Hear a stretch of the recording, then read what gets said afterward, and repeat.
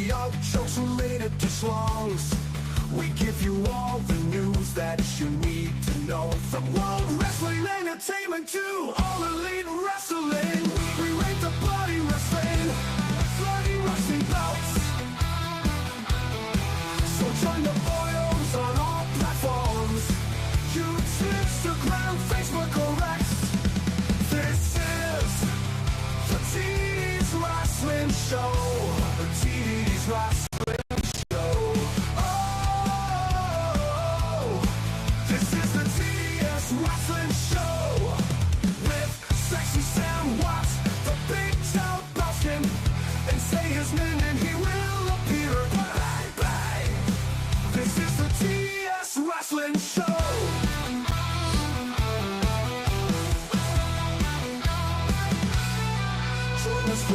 Oh, Christ. Hello, everybody. How's everyone doing on this fine and fabulous Wednesday evening here in the United Kingdom of England? Yeah. England. Yeah. Well, hello and welcome to the TDS Wrestling Show and Pro Wrestling World. Holy Christ on a bike. I am the showstopper, the headliner of the main event. I am an absolute CM Punk mark. Are you seeing that I am sporting the Bret Hart hoodie that he wore on NXT after his return to WWE? Oh yeah. Is that the exact one? It's the same one, but not the exact one. Not the exact one he was wearing. No. Okay. That he's probably keeping for himself. I don't blame him though. No. Can I ask you a question, young man? Yep, sure. What is your name?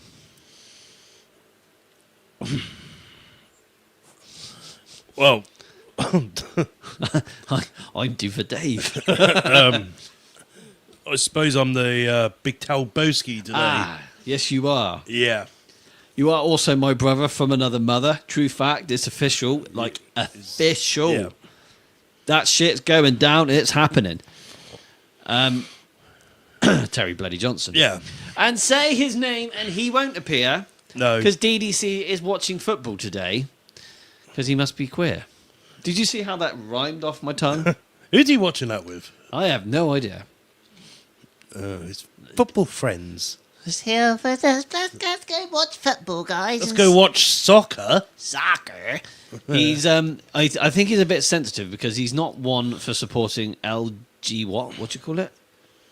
LGBT hyphen Yeah. 4FW or I don't know. What program's that? I beg your pardon? I don't know. I don't know, guys. I don't know. Anyway, Andrew Green, of course Andrew Green's here. Merry bloody Christmas. Merry Christmas, Andrew. Merry Christmas to all of our friends and family here at the TDS Wrestling Show. And, of course, not forgetting Pro Wrestling World, our boss Jorge. We got to keep our boss happy, otherwise he's going to slap us and tell us what we're doing wrong. Isn't that right, young man? Yeah, it is right. Yeah. Tommy Gunn is here. Hello, Tommy Gunn. We would have, obviously, Tommy, thank you for joining the show, buddy. Rule Britannia would have been a great song to open the show with. It would have, to be fair. Unfortunately, there was some slight copyright issues. I don't want King Charles coming after me, if you know what I mean. Yeah. You know, I have to say, I'm on a new Red Bull. It's called the Winter Edition. Iced Vanilla Berry. Bloody hell. I'm not going to lie, it's extremely nice. It does taste a bit like Juneberry. It's better than Juneberry. Would you like one? I probably... Or would you like a Caraboa mixed berry? No, I'm okay. I'll stick to my... Are you on Nitro? No, God, no. Monster Nitro is not good. No, you don't want to do that, guys. I can't remember the episode. I have actually asked Josh. I've said his name. He won't appear, but I have asked him to join in. Oh, really? I have asked him. Just say no. That hoodie, just say no, Terry. No to that drink. You tried this, anybody? Has anyone else tried this winter edition iced vanilla berry Red Bull? I feel like this may come and bite me in the backside. You find out in the morning. I tell you what, though, I do have an energy drink problem now. I think it's influenced off you. Yeah. You used to just wear your slippers and have a sip of your coffee. I did, yeah. And now look what you've done to me. Now you're on. You're proper on it. How many have I got there? 4? 5. Oh dear. The thing is, it helps me get through my evenings because the second I want to sit down and chill, I'm like, Yeah. and I don't. I'm tired. Well, I am. I'm tired of falling asleep. I want to stay up. Wow. See, Tommy, we are going to do our best tonight. Our best possible way. We are going to try and keep this episode PG, only because we may have a very, very special, I want to say guest, but she will be watching the show. Yeah. So Georgia Smith, the daughter of the British Bulldog Davey Boy Smith, will do her absolute best to join the show and watch along and put some comments through. So we got to be extremely careful on how we say things. And what we do. We do, and I would, out of respect for the living... Wait, I've said that completely wrong. The legend himself, Davey Boy Smith. Let's try and keep this... Let's keep this tame, guys. Let's keep this PG, have lots of fun, and have a freaking blast tonight, because... How are we gonna? How are we gonna go 2 hours PG? All right. The first 20 minutes... Let's just see how long we go. Yeah, we just... We only swear when we get excited. Hubba. Tyler Pemberton has joined the show. Our friend from Bedford, Indiana, United States of America. How are you doing, young man? He is a very, very brave young man. Has he told you about his latest change in life? No. Well, I'm sure he will tell you off camera. He's going through a bit of a different... Things are changing for him, but I have told him there is going to be light at the end of the tunnel. What? He's... No. Him and his partner are split. Oh, yeah. You did know. Not about his... I thought he's crossing over to the... No, he's not crossing over to the trans side. He wanted to wear a dress. No, he better not. Well, don't give him a fucking... Don't give... But if you do want to wear a dress, there's nothing wrong with that. But don't give him an angle grinder. Oh, yeah. Oh, dear. Yeah. That video has haunted me. Yeah. The fact the guy just took, oh, there we go, put it in a little pot and off he goes. And it's not even like he's complaining like, oh, it hurts. He's bloody hardcore, isn't he? Surely he must bleed to death. You would have thought so. Anyway, guys. Andrew. Are we friends of Andrew? Yeah, we are friends, yes. No, on Messenger, Facebook. I have never messaged Andrew on Facebook Messenger. Maybe we should. Andrew, I got some photos for you that I've made them myself. That's a fantastic idea. Tiffy time? Andrew's going to have some tiffy time. Yeah. He is. I could send you over some. Andrew, message the teddy bear. He's got something that you are going to absolutely love. But before you open the messages, buy yourself a couple boxes of tissues. Yeah. And make sure there's a little waste paper basket next to you too. And the curtains are drawn and your door's locked. Yeah, that's true. We don't want your dad walking in now, do we, Andrew? Or your sister. Tyler Pemberton, I am as positive and happy as can be, boyos. Always happy watching along with you guys. Well, what Tyler, a lovely human. He is a lovely human being. Tyler, we need to make the effort in the next year. We got to get you over here, or we got to get over there. Yeah. Somehow, somewhere, you need to get that passport. He's got a passport. He probably does. Yeah, you can come over here, Tyler. You'll have a blast hanging out with the boyos. And don't you worry, I've got spare microphones and I can get a spare chair. You can hang out with me, Tezzy Bear and Darren. You could. It'll be the TDS wrestling show. That'd be fantastic. What about... Oh, no, that wouldn't work, no. Yeah, TTDS. TDST wrestling. Either way, it's going to be a fantastic It'll be episode. fantastic. It'll be fantastic. I moisturise my hands. Right. My hands, right? If my wife was here right now, just me and my wife, you know, wax on, wax off, Yeah. you know, I think she would quite enjoy it. What were your hands? If you know what I mean, young man. Well, I'm having a good image Well, in my head of especially with that new app you've got, I'm sure you could create an image. that. Yeah. It doesn't like you, this app, though, does it? Turns me into a bloody woman. Oh, bloody hell. Anyway, let's see who's watching us on Pro Wrestling World. You guys on Pro Wrestling World, if you're watching us, we know the boss, Jorge's, of course, watching us. He's the boss. The boss, Jorge. Drop those comments below. Say your name and you will appear. Follow, like, subscribe, and share some love. Instagram is doing absolutely fantastic. It's very good. That's fantastic. So then, guys, Alan Atwell, how are you doing, buddy? Another huge congratulations to Alan Atwell. Oh my God, he's only gone and bought himself his very first house. Bloody hell. That is fantastic. Well done, Oh, Alan Atwell. cheers, Alan. Well done, buddy. We are very, very proud of you. I know you've gone through some shit, and your son accidentally opened the bloody courtesy car door onto my truck, and I was like, what the hell? What? That little monkey bloody nearly dented my truck. But all is good. We got over that, and we had a fabulous walk around Stylehead, didn't we?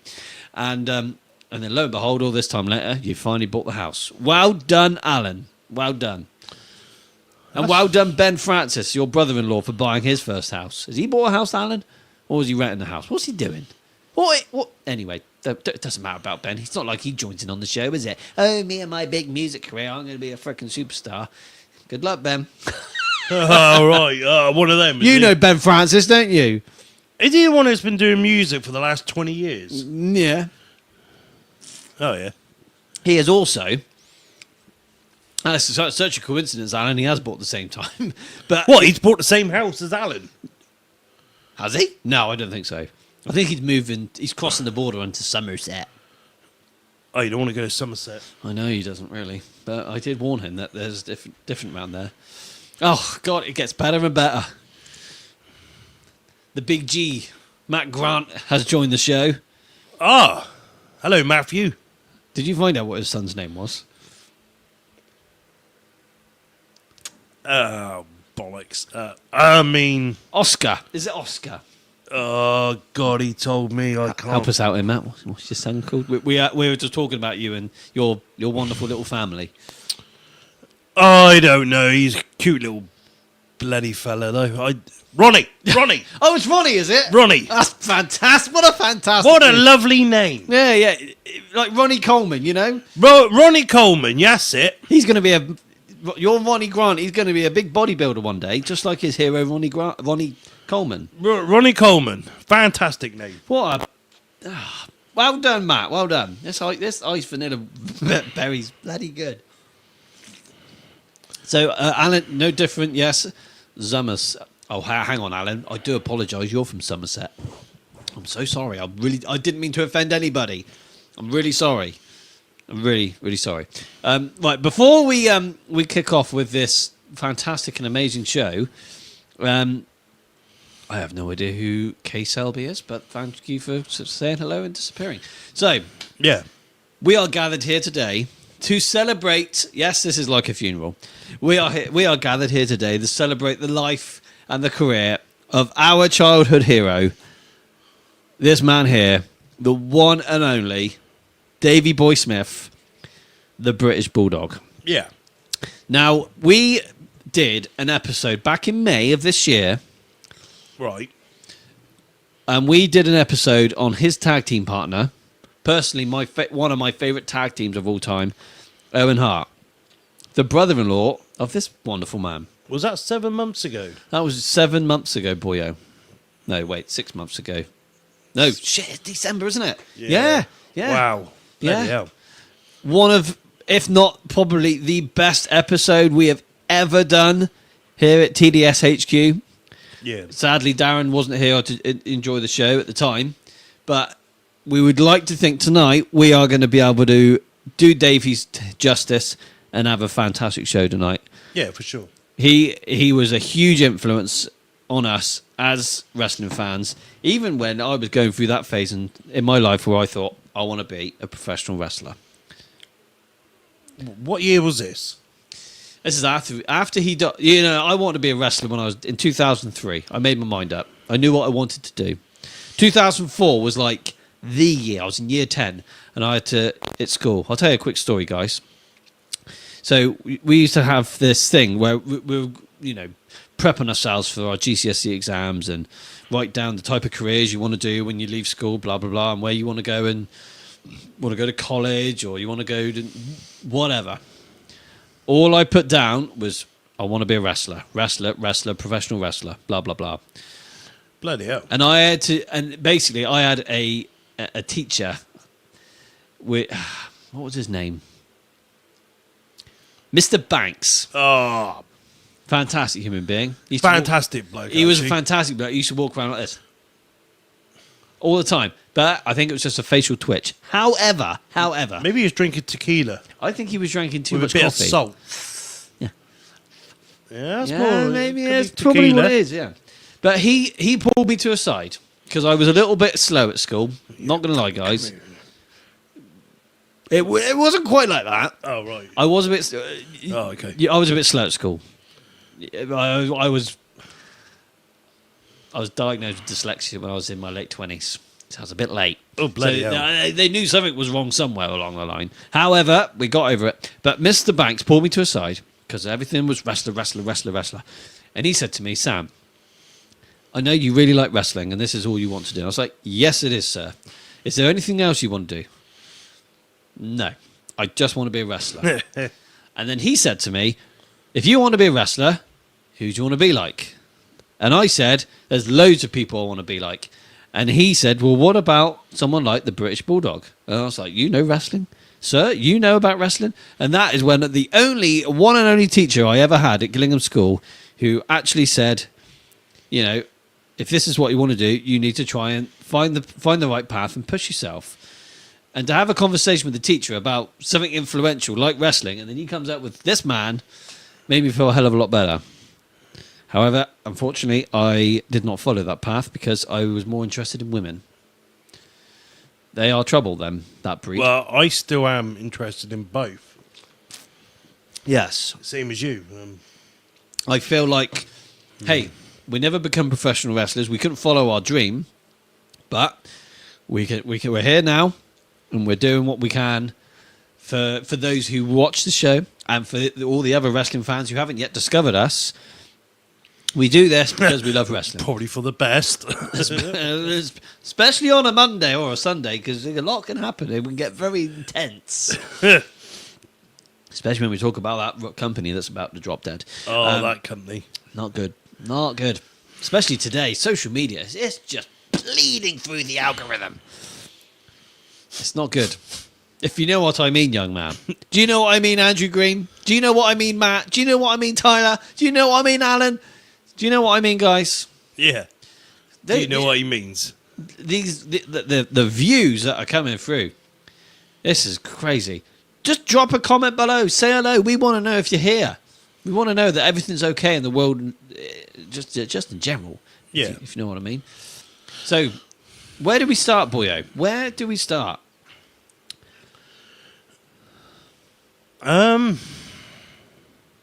We could just.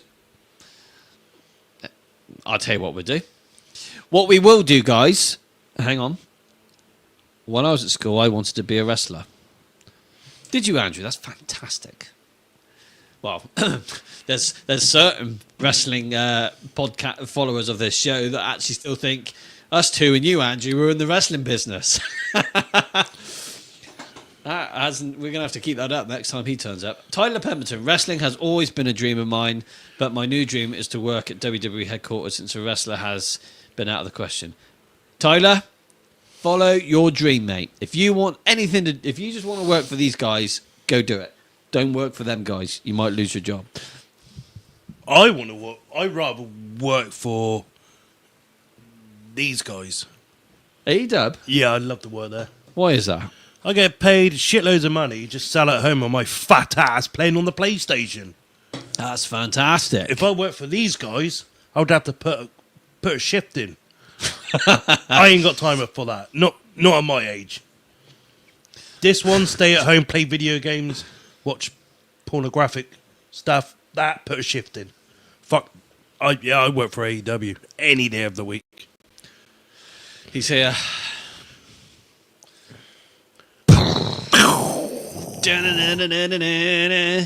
Alex Miller, our buddy from Boston, Massachusetts. Is it Boston, Alex? That reminds me.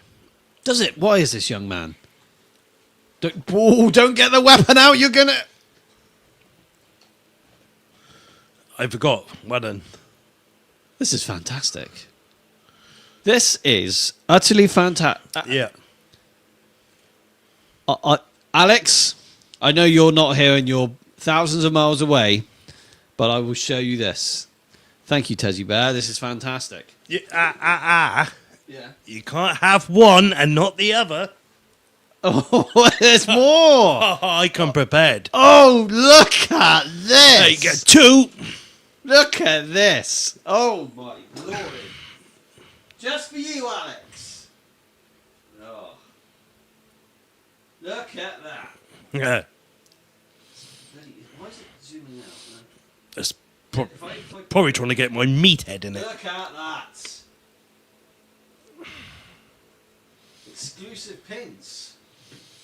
Look at that, guys. Well, you got CM Punk as well. I do have a CM Punk one. That must have been where it come from. Yeah. Well, excuse me. What was the heck was that? Where are these going, young man? I'm more worried about that, like, earthquake noise. I suffer with bad gas. Those are fucking awesome. I'm going to have to sign up to WrestleCray, aren't I? Is it good or is it bad? I think I got the ultimate. I think you would like the light version. That you get a T-shirt every month. I think it's like 18 quid, but you get the T-shirt's a badass. The last one I got is of King of the Ring '98, Mick Foley Undertaker Hell in a Cell T-shirt. Wow. Yeah, and the one before was John Cena. So the T-shirts are always banging. You've never wore these T-shirts? I've only opened my boxes today. Oh, wow. Yeah. Do you get one every month then? Yeah, you get a T-shirt, a signed autograph. So I got the King of the Ring '98 Mick Foley and Undertaker with writing saying he's broken in half.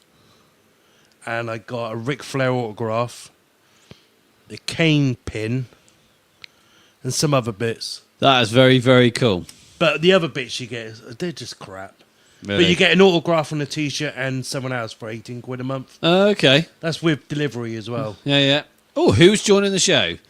Adam Guy. How you doing, Adam? All right, Good Adam. to see you, buddy. Yeah, buddy. Long Grace Styles. Grace Styles. Oh, that's my cousin Grace. Holy Christ. time. Hello, Grace. How you doing, young lady? Young lady, yep. Tell your mum I love her. She's the best cousin in the world. Right then. Should we do this, boyo? Yeah, let's do this. Right then, guys. So comments will be paused for the moment. You can carry on, drop your comments below, and we will reply in due course. We are going to be shifting screens so we don't have to see our ugly faces, so we can actually read our notes that we have typed up tonight here on the show. Instead of reading off a bit of paper, which we do have a bit of paper. Yeah. We thought we would actually read off our fantastic notes that we have written. Bloody hell, you've written a lot of notes. Look at that! Look at this! God, you even put... Bloody hell. Yeah. God, you've been busy writing all these notes. So here we go, guys. Davey Boy Smith, the British Bulldog. You bloody fantastic notes. We are in our element tonight, guys. This is a big one for us too. This is a big one. Yeah, this is it. This is episode 142, and before we even started podcasting, we said we wanted to do a Bulldog episode. Then It's you and I have been doing this 2 years. that's pretty. Yeah, it would be. Yeah, that's mad. Yeah. Yeah, it's taken us over 2 years to do a Bulldog episode. I think now's the time. The time's right now. Yeah, Yeah. yeah. You know.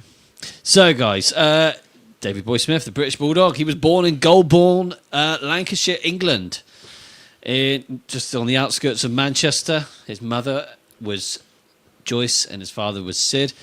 Sadly, Sid Smith only died, I believe, this year, or was it last year? I think it was last year he died. Yeah. Yeah, of course it was last year, because we went to visit Davey Boy Smith's grave, and Sid had only recently been buried. So when did we go to the grave? It was April. Last year. Yeah. Yeah. Well, that's mad. I know. It was strange. How did you feel when you when you visited his grave?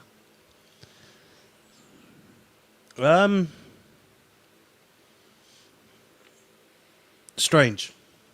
Very surreal, wasn't it? But it's weird because I was watching someone on YouTube. Can't remember his name now specifically, but he visits celebrity graves, and he did one on the British Bulldog, and I Google mapped it to where we were staying to. It was 2002 we went, which would have been over 2 years ago. 2002? 2022.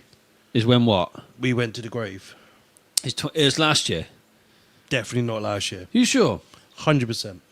It's the first time we went to Manchester.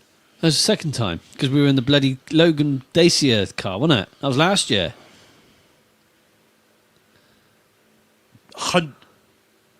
Because last year was the first year I came up with you. We went to Liverpool first time. That's right. Then we were in 2021. No, 2022. Oh, bollocks. Yeah, no, he's right. So it was last year. It's last year's crazy, yeah. Because we went there this year to Manchester as well, didn't we? Yes, that's right. Yeah. Oh, God. Okay, my bad. Anyway, what I'm saying is, I watched this bloke, I Googled it, and realised it wasn't too far away from where we were. I think it was like 20 minutes, half hour drive out? Yeah, about 30 minutes. I'm glad we did it. I am glad we did it. Oh, my Harry. Oh, my Harry. I miss my Harry. He joined the show and now he's gone again. Oh, I miss him. He's a good boy. Yeah, he is. He's a bloody good boy. Oh, crikey, where the hell do we start? I mean, I don't want to tell everyone how to suck eggs and all that. I think a majority of you know the beginning of Davey Boy Smith's career. He was 15 years old when he started training to become a wrestler. Well, actually 13. And then he would turn pro by 15. Yeah. And then he was scouted to have a match on the World of Sport channel. Yeah. And then over time, he was scouted by, which brother was it? Bruce Hart, wasn't it? Yeah, I believe so. And look where that got him. I know. You dirty scallywag, Bruce Hart. Oh dear, I love the Hart family. I think they're just incredible, just great. Yeah, I mean, I'm not overly like familiar with Davey's like very, very early career, like in the world of sport side of things, but I knew by, he debuted mainly like in 1978, 1980. So like by 82 that he was already in Canada. Yeah. Working under Stampede Wrestling. He began a feud with the Dynamite Kid, and then they eventually become a tag team. The Dynamite Kid, Tom Billington, was Davey's first cousin. Yeah, it was his cousin. Yeah. Yeah. It's crazy because I didn't meet, but Darren, our other co-host, met Tommy Billington, the nephew of Tom Billington, only in August.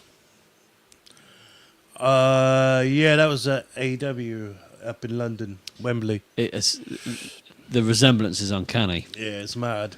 It is mad. That very, very small little man. Yeah, well, Dynamite wasn't a tall man either. No, that's right.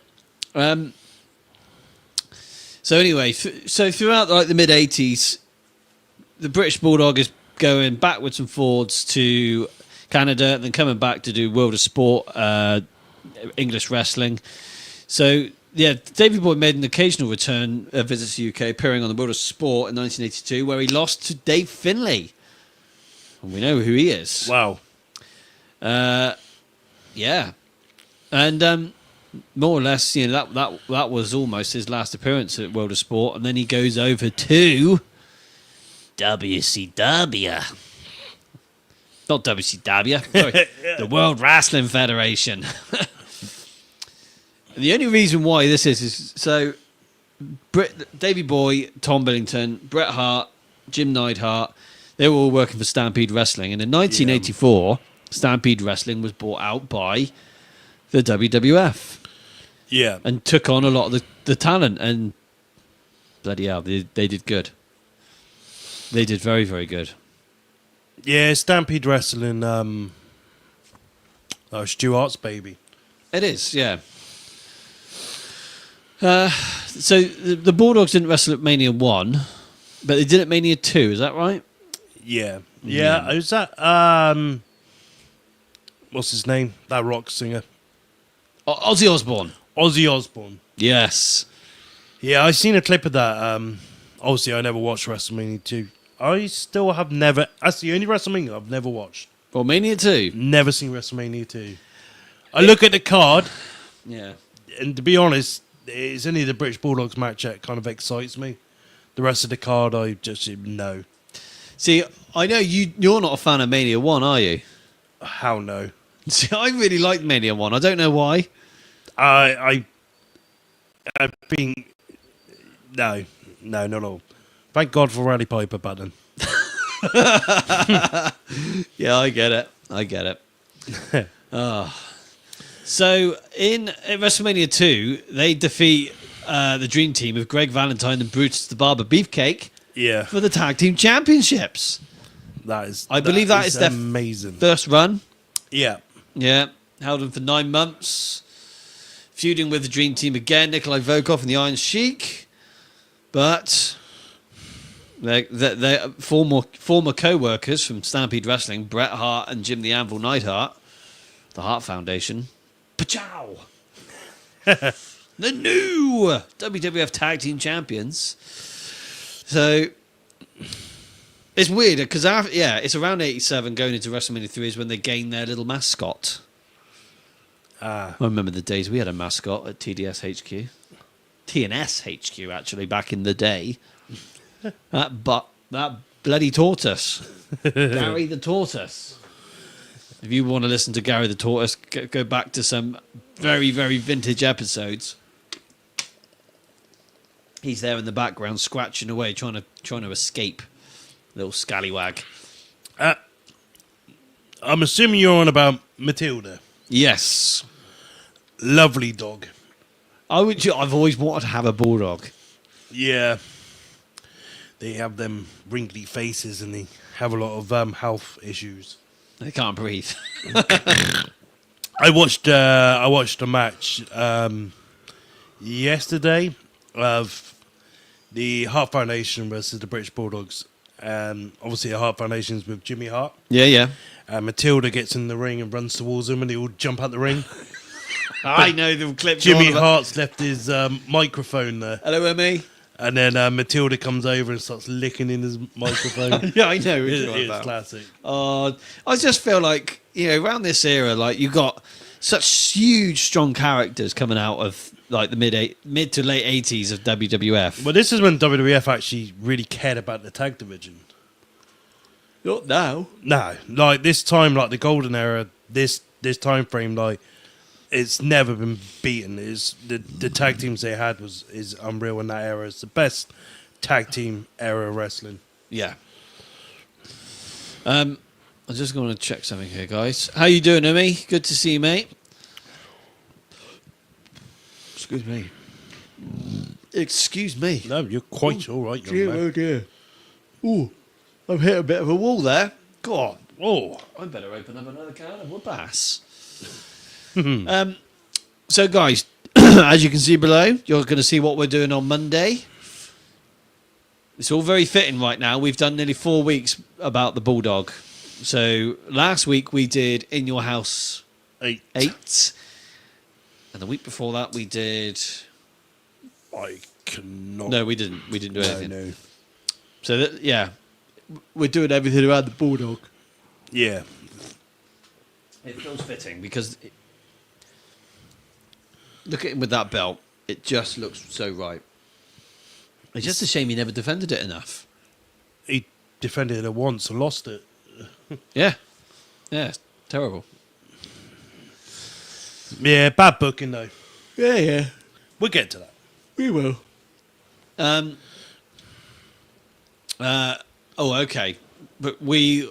okay, Andrew, we'll quickly answer this one. I know this episode is about the British Bulldog, Davey Boy Smith. Do you think the Dynamite Kid will ever go into the WWE Hall of Fame? I know originally he didn't want to go in, but they could put them in as a tag team in the Hall of Fame. What do you think? I can't see it happening.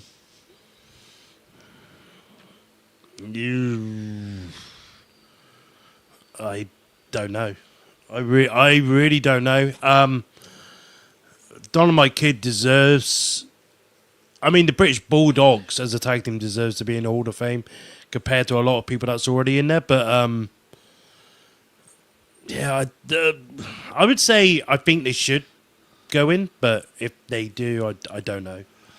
I mean, Bronwyn, his daughter, is like the one that kind of manages his legacy to some degree, kind of like Georgia Smith manages her dad's legacy.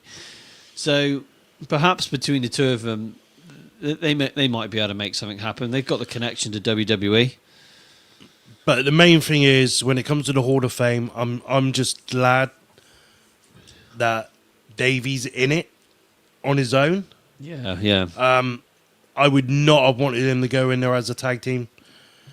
I'm glad he's gone in there on his own, because if anyone believed in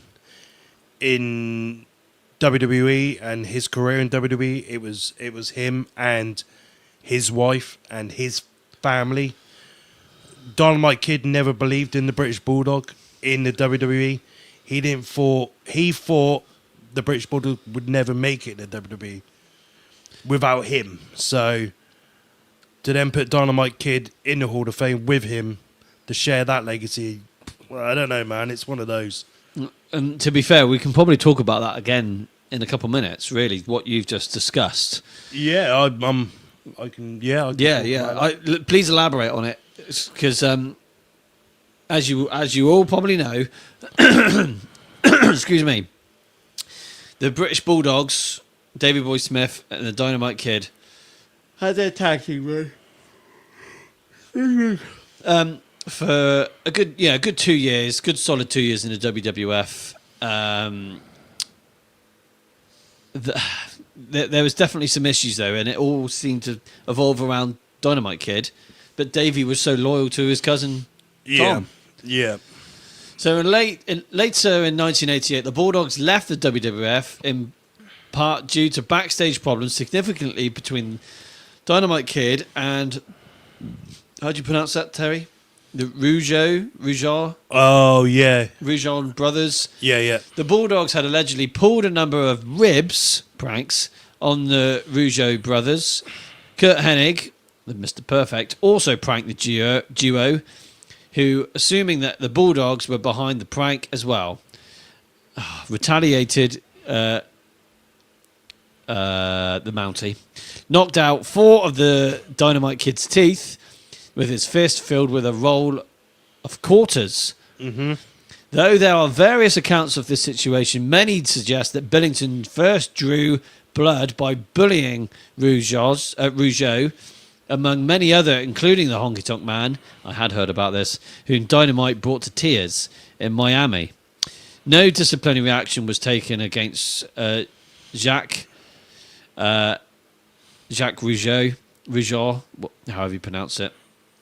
Billington shortly... I have no idea. We're not French. No, we're dyslexic. Or Canadian, whatever it is. Yeah. And we're dyslexic. Yeah, that's right. Billington shortly afterwards quit the WWF over dispute with WWF management over... Excuse me. The news... Well, where are you on. reading to here?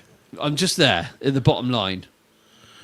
Over which he resigned from the company and Smith followed suit. But basically, Dynamite Kid caused a lot of problems and Davey Boy followed him. It's that simple. Okay, here we go.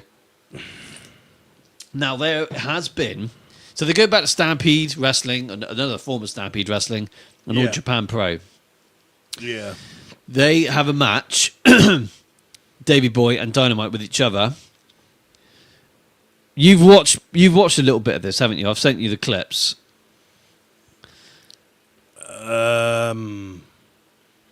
Yeah. Yeah? I guarantee you, if I can find the full match, it's somewhere on YouTube. Where was this to? It was in Japan. Japan. I have seen it, yes. Yeah. Probably one of the best wrestling matches and the most underrated technical wrestling match you ever watched in your life. And this is on YouTube, isn't it? It is on YouTube. Yeah. Absolutely amazing. Yeah. Talk about real wrestling. Proper, like, 80s, 90s style mat wrestling, technical, you name it, it's in that match. So proper wrestling. And it's 15 minutes long. Perfect length as well. That's good. That's good. Absolutely incredible. 15 minutes is that to me is like good time. It is, isn't it? Yeah. Yeah. You can get all your stuff in with 15 minutes and it doesn't over drag them. I 15 minutes is always good. Yeah, so they do a little bit in All Japan Pro. So after leaving the WWF, the Bulldogs returned to Stampede and also All Japan. Stampede officials were hopeful that the return of Bulldogs would revive a struggling promotion, but they were unsuccessful. Eventually, in May '89, the decision was made to split up the Bulldogs, which caused some problems with All Japan owner Shohei Baba. Shohei Baba. Giant Baba. There we go. Giant Baba. Well done. Sounds like a big baby. Yeah, Giant Baba. Who was still promoting the Bulldogs as a tag team. On the 4th of May '89, Davey Boy, along with fellow wrestlers Benoit, Ross Hart, and Jason the Terrible, never heard of E. Who's Jason the Terrible? I have no idea. Well, he didn't do very well. Was involved in a serious automobile accident. Smith was not wearing a seatbelt at the time. Needed 135 stitches from slamming his head through the windscreen. Do you know what? That's exactly right. Because he was being thrown 25 feet out of the windscreen onto a pavement.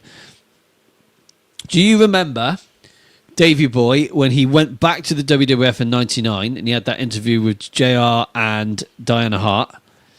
If you look at his face, you'll see that awful scarring. Oh, really? Yeah, it's pretty prominent, yeah. I can't say I've never noticed. When you see it, you'll notice it.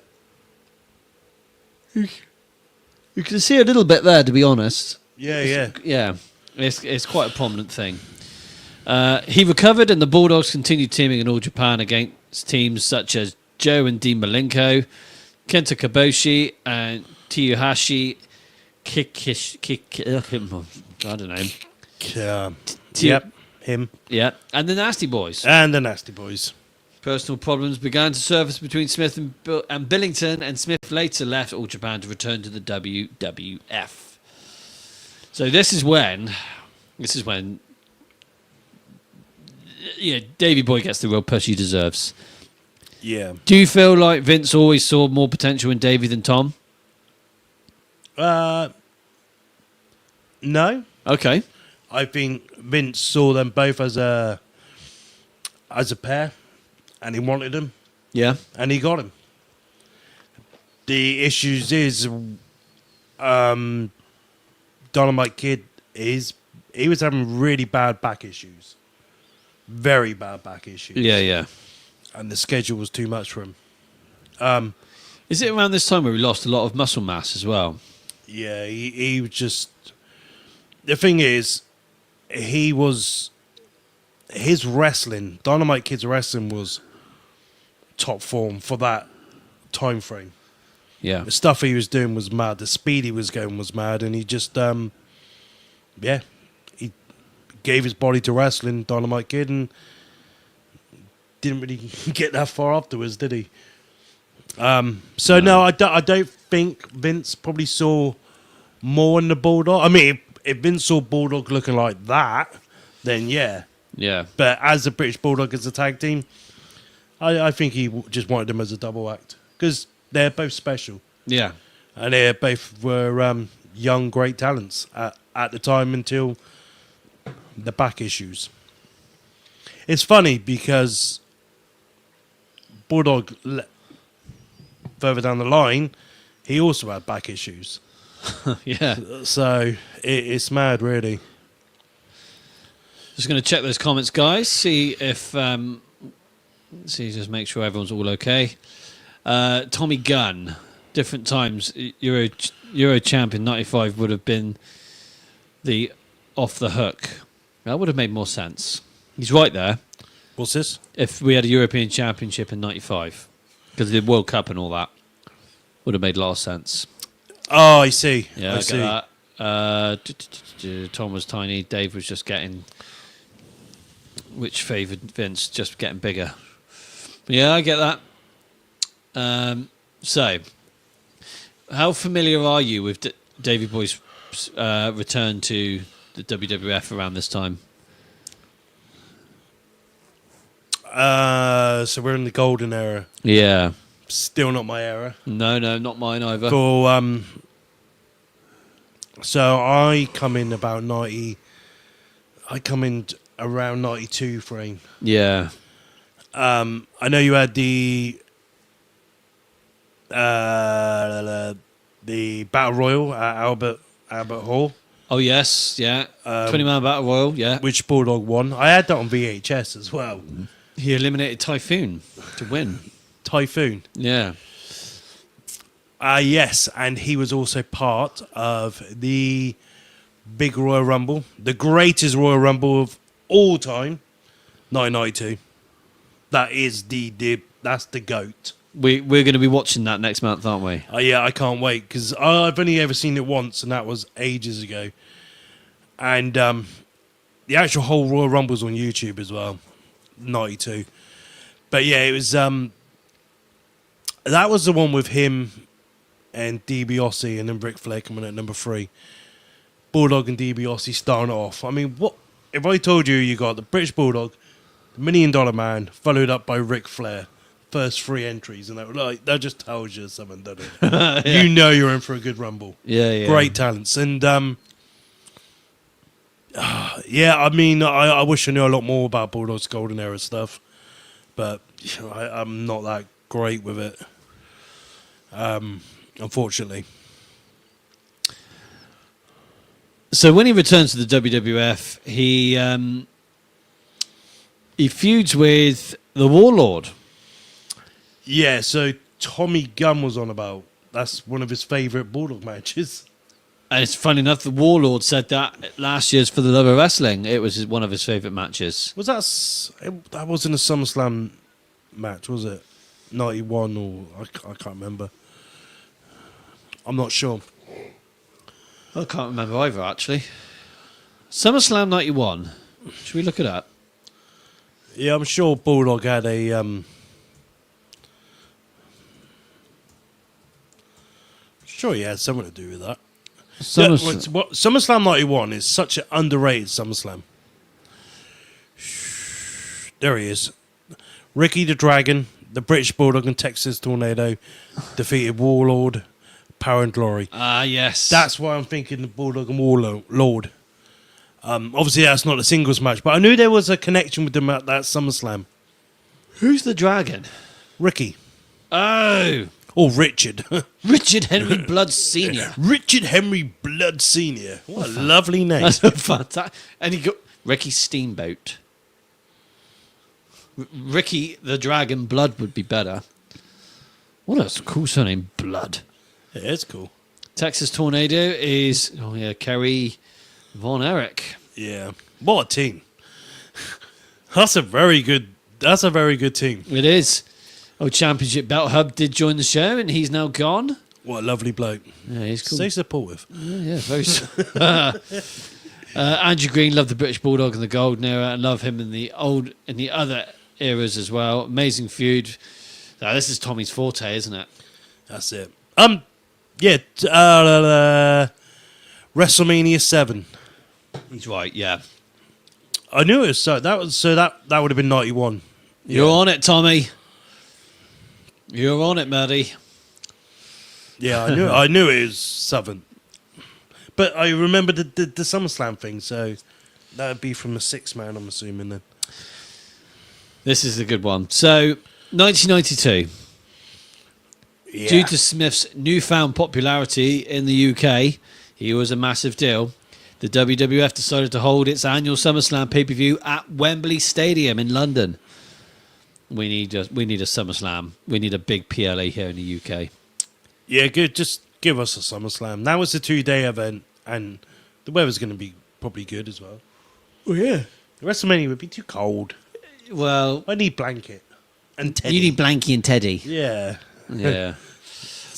The show was main evented by British Bulldog, led to the ring by the then British Commonwealth and European heavyweight boxing champion Lennox Lewis. Yeah. Very young Lennox Lewis as well. In a he had hair and dreads. Yeah. Against Bret Hart in a match for Hart's Intercontinental Championship. On the 29th of August at SummerSlam in front of 80,355 at his homeland fans, the British Bulldog won the title in a match which is regarded by many wrestling experts as the finest in his career. I would say it's definitely up in his top 5. There's more to this, though, isn't there? Yeah. Do you want to tell the story? What bit?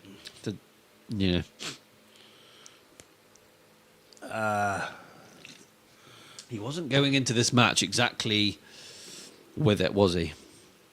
No. No. It's I think Brett wanted to go over the match a lot with him, and Brett found it very difficult to talk to the British Bulldog.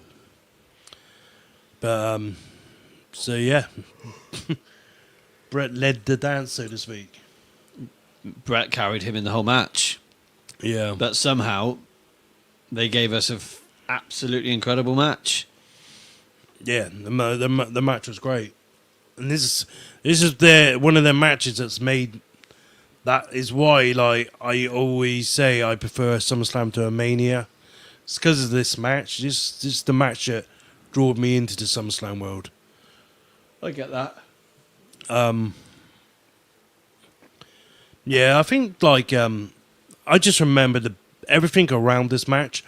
I remember Diane being torn between them both. Yes. As a kid, you're like, oh god, but like Diana, isn't it? yeah, Yeah. It was just really good and great how it was all put together. I just feel like we've got this amazing, incredible moment for Davey Boy, and then within a couple months, he loses it to Shawn Michaels on a Saturday night main event. Number 31. Yeah, I know. Yeah, I was counting them earlier. Yeah. So this is Bulldog basically getting punished. Him and the Ultimate Warrior over in Europe for some form of drugs. I don't know what type, but I don't fucking know. But yeah, they were getting punished, and What a shame. it is a shame. It's a shame so many, not just the Bulldog, but so many great talents like that has been tied up in that world. But it's an addiction, or just ease the pain, or just a means to get through. I mean, it's easy to judge until you live that world, and back then, like, it's probably pretty normal Yeah. to a lot. I mean, look, I seen a video, still staying on subject, so to speak, but I seen a video of like the LOD and Lex Luger, and Yeah, I've You know seen that this. one floating around on Yeah, YouTube? yeah, I've seen it. it's like it was just so normal, which it's just that lifestyle. I think Brett even said that he would sit back in the same locker room as most of his colleagues whilst they were all doing drugs, and he's just sat there just thinking, why are you doing this? Why is this? Yeah,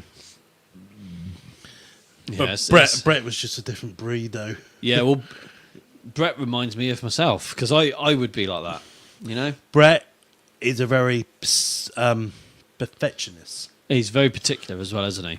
Yeah, Tommy Gunn, 92. He wasn't at WrestleMania 8. He was at the Survivor Series. He was all in the newspapers and TV magazines. Yes, he was, Tommy. So I kept a TV mag, a TV guide from 1992 that was in my grandparents' house that had the British Bulldog in there. So that's somewhere at Mum and Dad's. Still got that now. Because my grandparents, for some reason, used to keep TV guides. that's cool. I discovered that in like 2000. So this is like 8 years old at this point. I was like, what the hell is this? Nice. Oh, I miss my grandparents. They were bloody great. So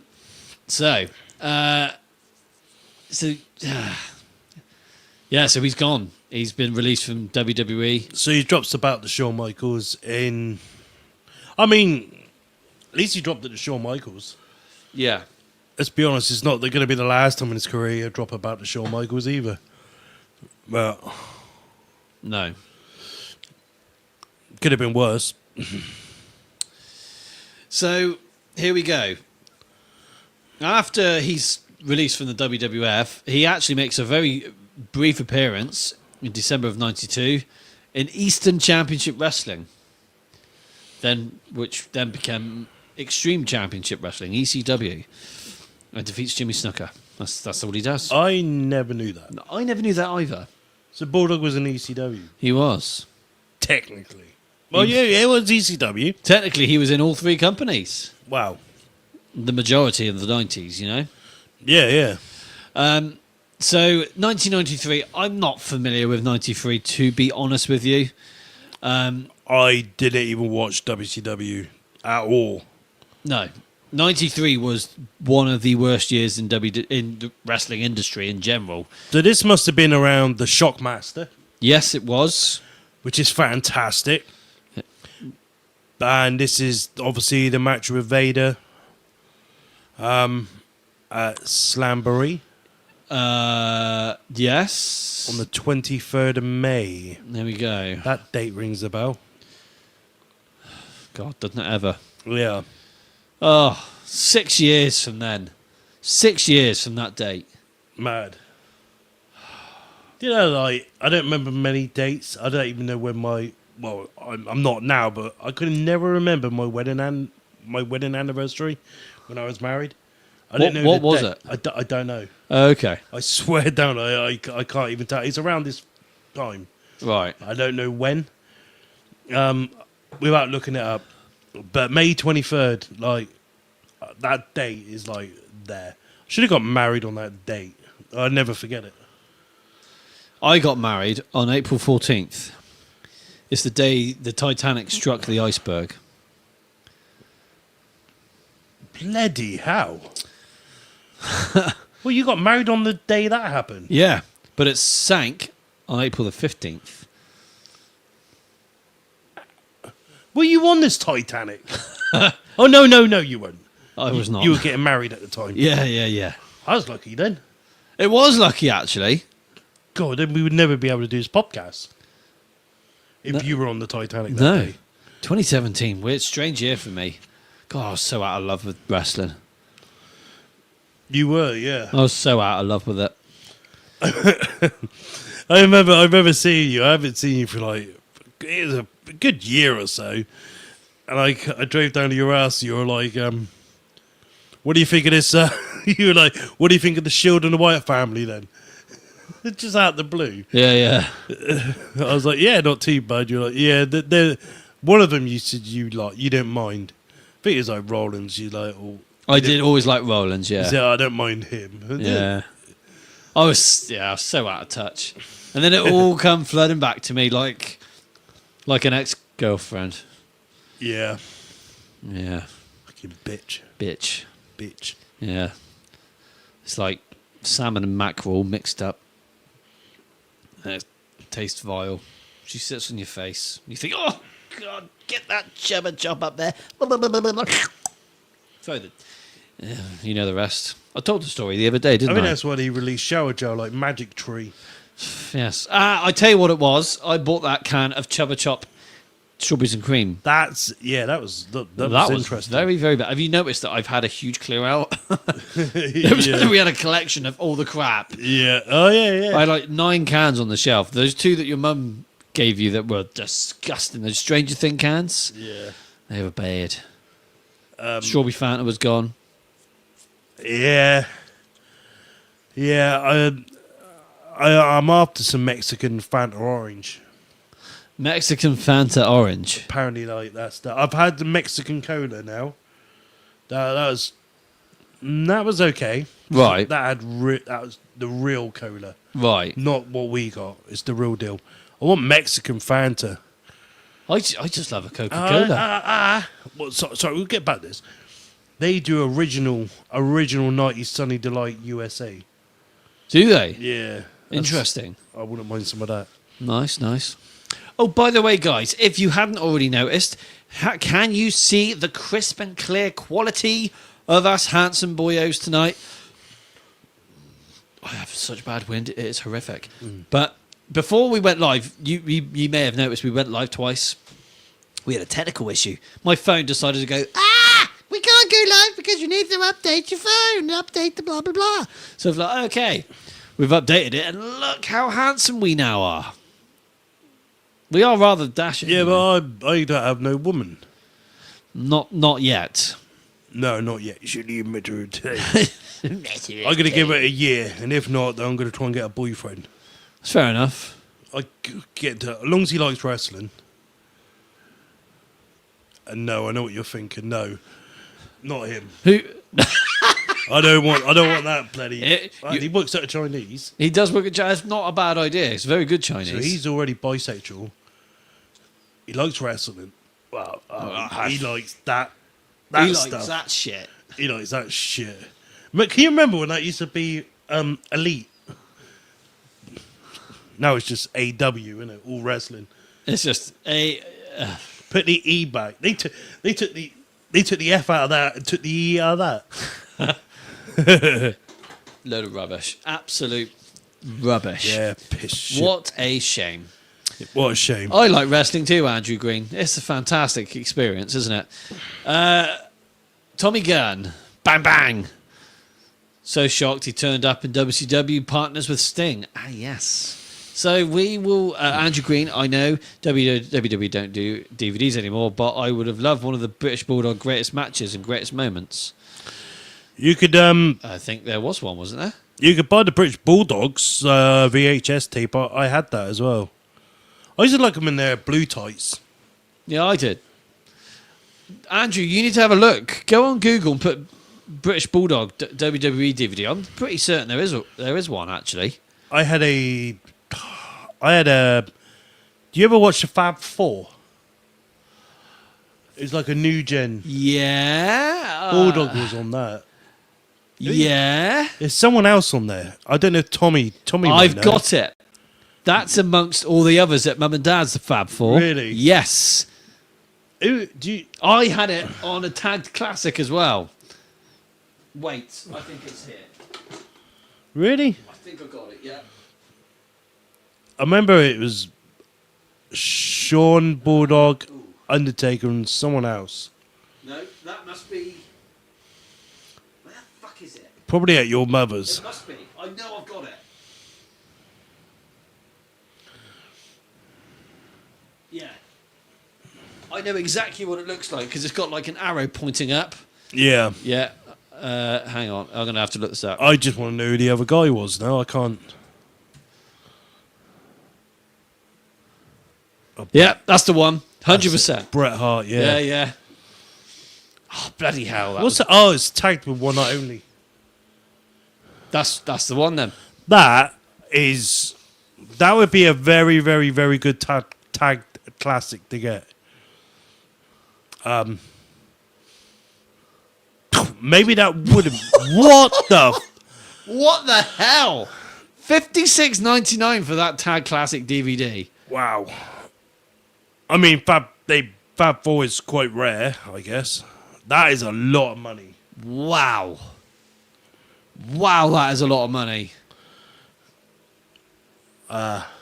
Maybe not. Look. WrestleMania 1 and 2 on a Tag Classic DVD. Oh my God. £70.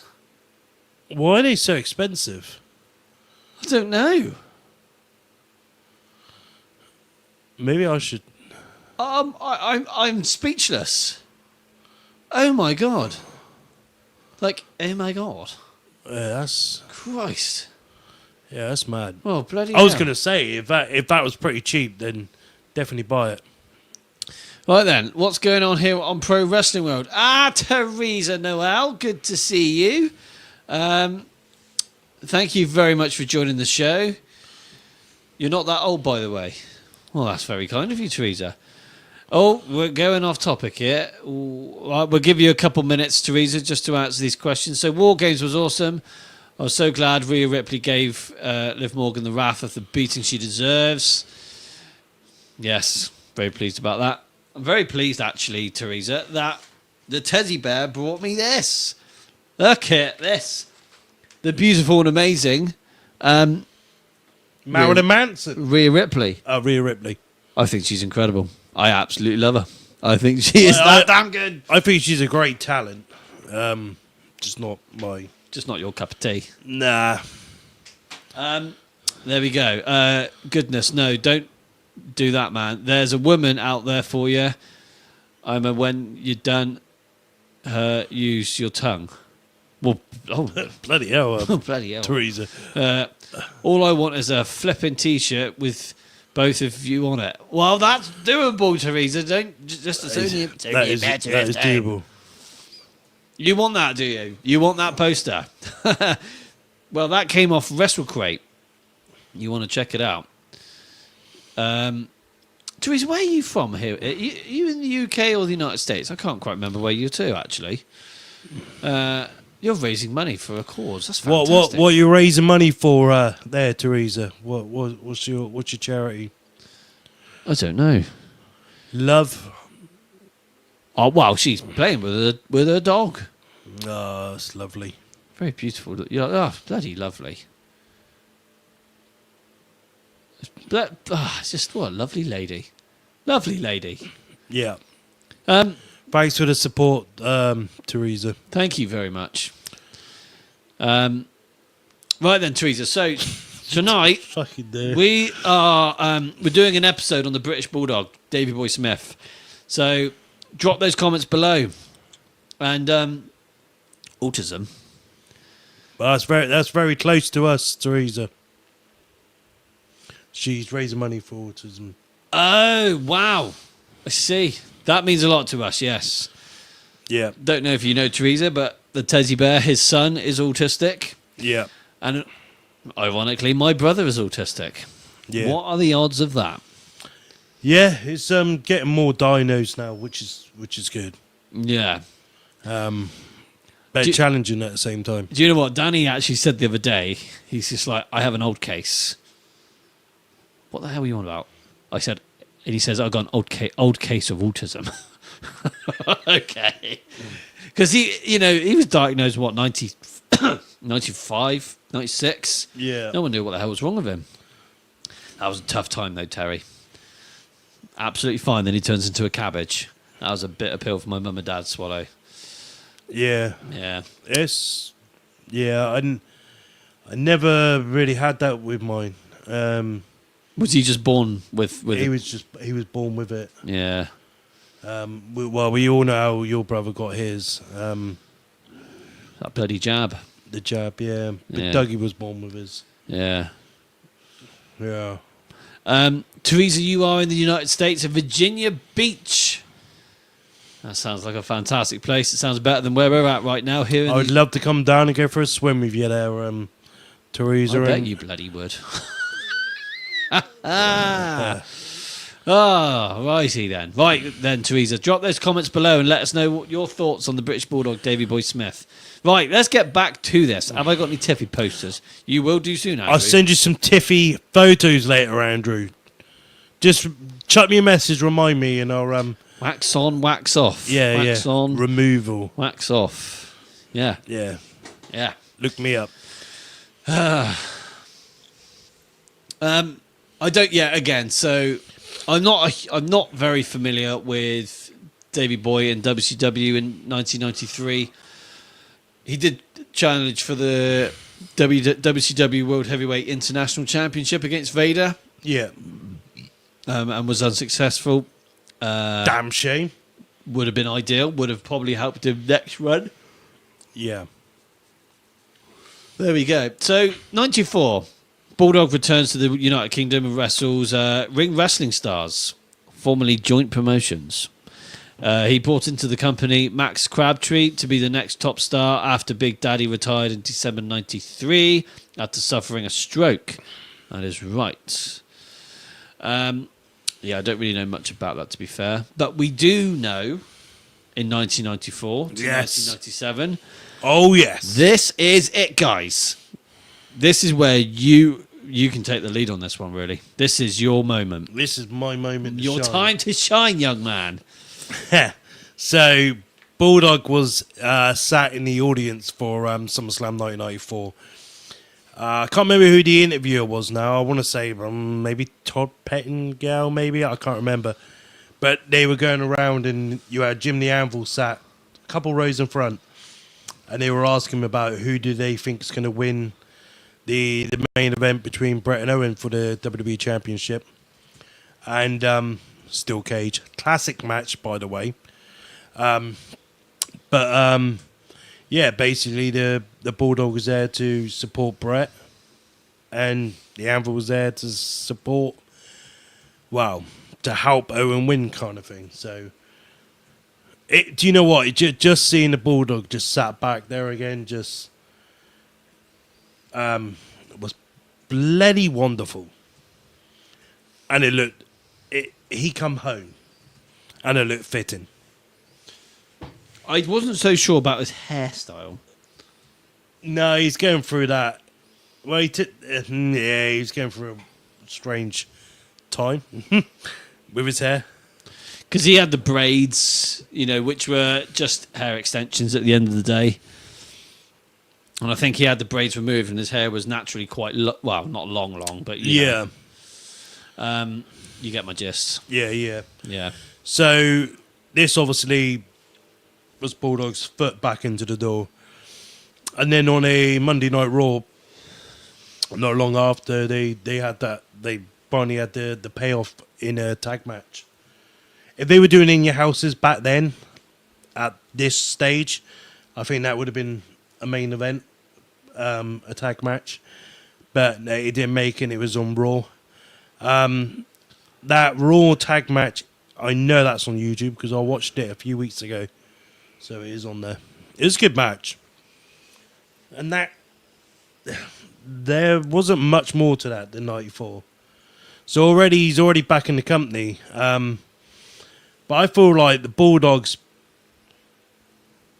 I think like 95 was the year of the Bulldog kind of in his return.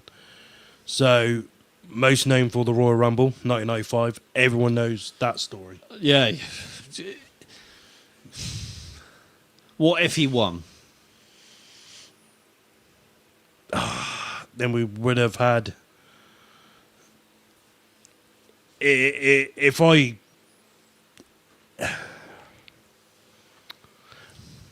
could rebook it all, that Rumble and that Mania, I would do things so differently.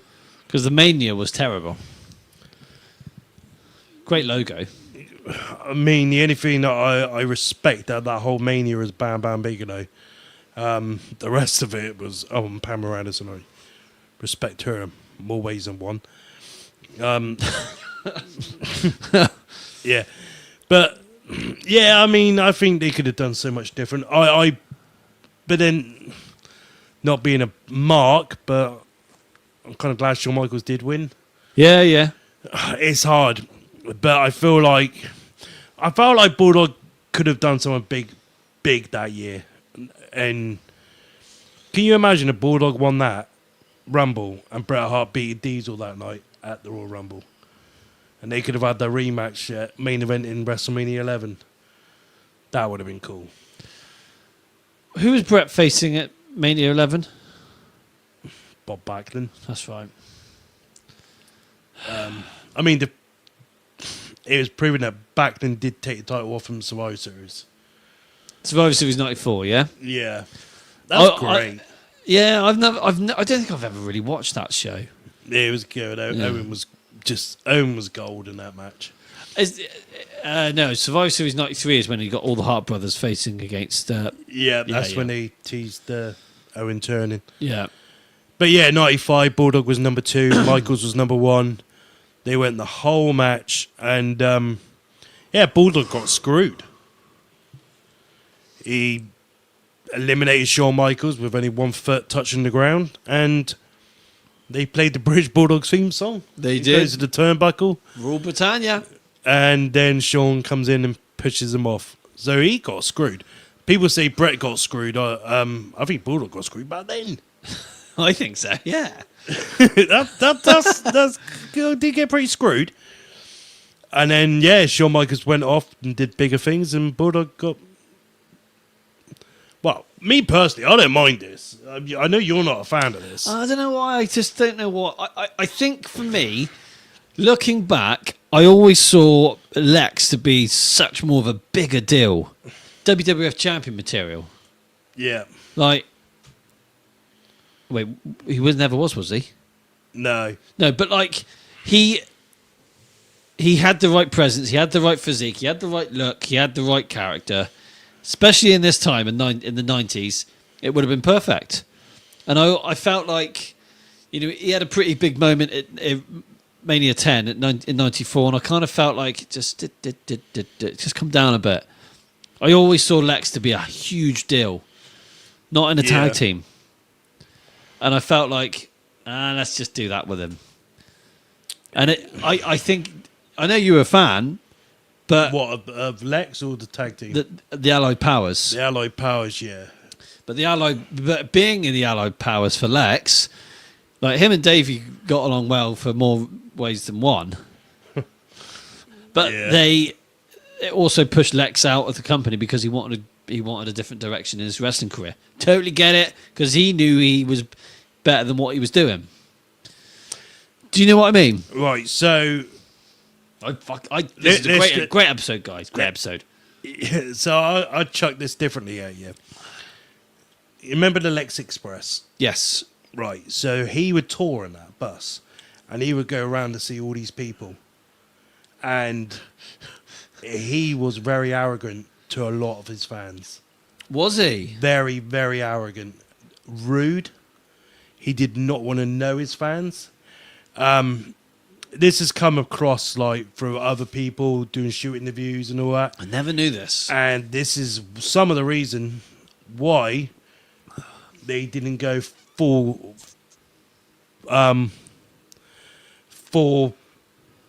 championship material with Lex.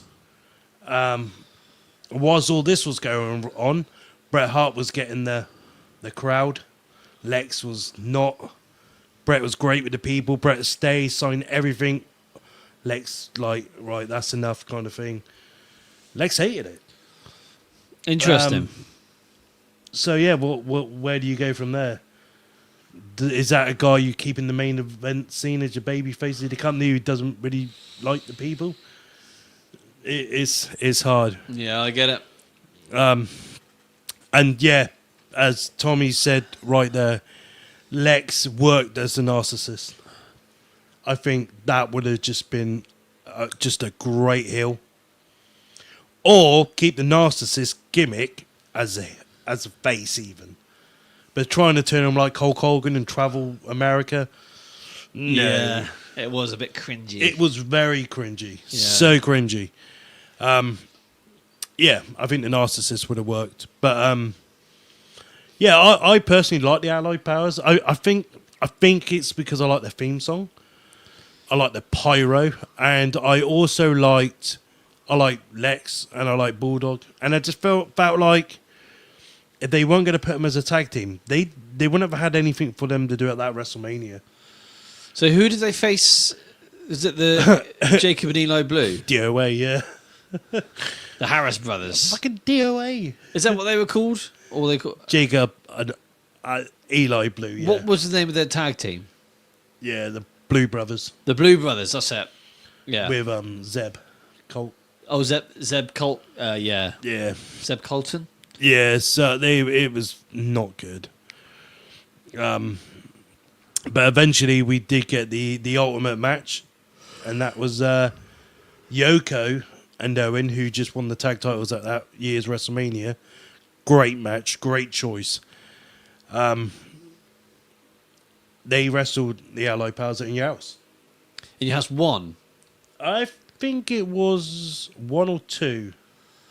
We've gone over this. We watched it longer. I think it was in your house. It's in your house 2. Yeah, it is in your house. It is 2. in your house 2. Yeah. Yeah, and yeah, that was the match I wanted to see. Right. Yeah. And then when I seen it, I was like, okay, I got that out of my system now. Okay. Yeah, that was cool. So where are we at? We're at May? So let's have a look where we're at now. We are. Oh, yeah. Yeah. Yeah, right. So we've done SummerSlam. Sorry, we've done Royal Rumble. We've done In Your House 2. During the match, Smith unexpectedly attacked Diesel and turned heel for the first time in WF, helping men on a mission beat up Diesel. Along with so this is when he joins Camp Cornette. So we go back to let's just go to go back to June-ish of 95. June 95, yeah.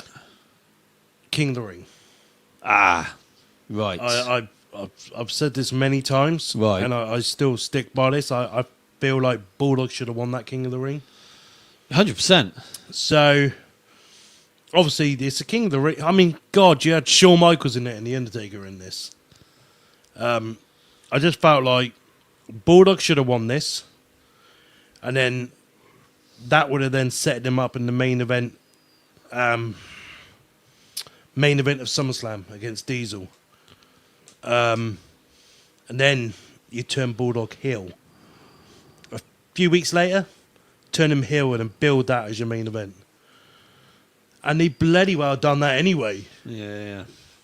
And then like going into... Bulldog should have won. I agree. If not... Mabel? If not Bulldog, then Shawn Michaels should have won. Yeah. If not Shawn Michaels, then let The Undertaker win.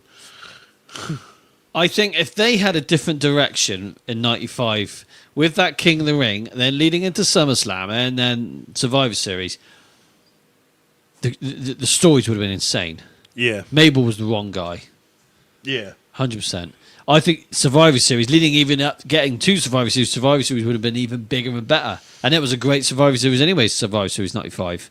Yeah. That's in my top 5. I think it's such a great show. Thanks to you for telling me to watch it several times, and I did. And I thought, what the hell I'm missing out? Any of you guys that are wrestling fans, like big WWF fans, the old stuff, check out SummerSlam 1995. It is brilliant. Every match is great. The crowd help just push the whole show along. It's a great show. Really, really good. Check it out. Yeah. So you had King Mabel win that King of the Ring. And then you had him and Diesel at SummerSlam. And then like the week before that SummerSlam, you had Bulldog turn heel on Diesel. So going into that SummerSlam, no one gave a toss about Diesel and King Mabel. Everybody wanted to know Bulldog Diesel. Like, what the hell has just happened? Yeah. Yeah, this is why I would have put Bulldog to win the King of the Ring. I mean, was he injured around this time in June? I'm not. Maybe. I don't think he was, though. I'm certain he wasn't. If not, yeah, let Sean win it. But, yeah, not they even have Bulldog on the card for SummerSlam. SummerSlam 95 is a weird one because you had Psycho Sid, not on the card. The British Bulldog, not on the card. But you had Barry Horowitz was on the card. Barry Horowitz is on the card, is he? Yeah. Oh, my God. And Skip. But no Bulldog or Sid. And it's just a bit weird. So Skip is Chris Candido. Yeah. I mean, I'm glad for him. But he lost. But, yeah. And that's kind of it then to SummerSlam. Yeah. And then then he turned Bulldog heel, like I said. Where's that go? Then, so we skip now to In Your House 4. He finally main events a pay-per-view. Winnipeg, Manitoba, Canada. Yeah, which we've reviewed. So he received yes. Now, what was the unofficial title of this pay-per-view? In Your House for not Winter Combat. Yeah, something like that, isn't it? That's what I called it. Yeah. Well, hold on, we might be able to tell you. Great White North. That's it. Yeah, we did do this. Bit of a disappointing show, though, wasn't it? Yeah, it's a disappointing match, though. Yeah. As well. Great White North. What the fudge was that about? Yeah, it's a very disappointing match, but Yeah. but it doesn't matter because In Your House 5, he had another match for the WWE Championship, and this time at Season Beatings, and it's a rematch for SummerSlam 92 with Bret the Hitman Hart. Hold that thought. Just we're going to reply to some comments. Teresa, you have asked and said, about your autistic grandson. Sorry, guys, just going off topic. I'm so very proud of him for his accomplishment, and he loves Cody Rhodes. That's great. Cody Rhodes is a great role model for kids these days. I think that's great. What do you think of Sting? What do you think of Sting, young man? Me? What's your language, though? I think he's very arrogant. He's not a very nice man. If I went for a drink with him in the bar, I would let him buy me a drink, or I would buy him a drink, buy myself a drink, and then I'd chuck my drink in his face. Not the glass. I'm not a violent person. I'm just like, whoops. Like, just chuck the fluids. He was quite rude to you 2 years ago. Well, he didn't acknowledge me. He was very nice to me. Yeah, maybe he's just fattest. Who knows? Apart from that, he's a great talent. Great wrestler. The Bulldog was a tremendous wrestler. He sure was. Old school Jay Youngblood, DDP, Macho Man, Randy Savage, Jimmy Fly, Snooker, Andre Giant, Rick Rude, Roddy Piper, and all the 80s legends. Some pretty cool names there, to be fair. Some good stuff there, Teresa. Love it. Okay. Oh, my Lord. Tommy Gunn has been on it again. King Bulldog. I love Tommy. I would love to go out for a pint with Tommy. We need to arrange this. We should meet up with Tommy. We should do this. We should get Darren with us as well, so Darren's available. Yeah. King Bulldog, yeah, I think that would have been great. That would have been so cool. It would have been fitting as well for the British Bulldog, because we have obviously royal monarchs here in the UK. It would have been very fitting. Yeah. Seasons beatings. This one I like. Brett and Bulldog. I probably one of the only ones, but I actually prefer this to the SummerSlam match. We watched this a couple of weeks ago, didn't we? Yeah, this is when Bret Hart was bleeding, and his blood went all over Bulldog's tights, which we actually saw them tights. We did. They're still a bit stained. Just a bit. Yeah. So we met the British Bulldog's daughter, Georgia, for the love of wrestling. She brought her dad's some of his attires and stuff like that. This is when we would have been called to have Tommy with us. This would have been amazing. He probably would have. I mean, we knew a few, didn't we? We knew quite a lot of them, but I specifically was drawn to this certain pair, and it was up to the Season Beatings attire that he wrestled Brett, because I knew that tights. I knew because I know this match like move for move, and I seen the stains that's still on there with Brett's blood, and I just thought, wow. I actually had a photo took in front of that. I did a selfie. It was good. It was great fun. But yeah, it was really cool to see all of that stuff. But yeah, I just really loved this match of Bulldogs. I would say this is probably my second favourite Bulldogs match that he's ever had. Okay. It was great. Shame he didn't win it. But yeah. Do you think the British Bulldog would have been a great WWF champion? Do you think this was the right time for him to be the champion? No. Okay. Definitely not the right time. I don't know. I thought it's awkward. It's hard.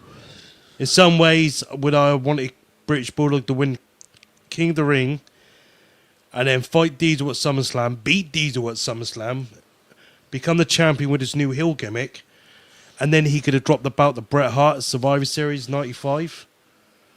I think that would have been pretty cool. Yeah. Yeah,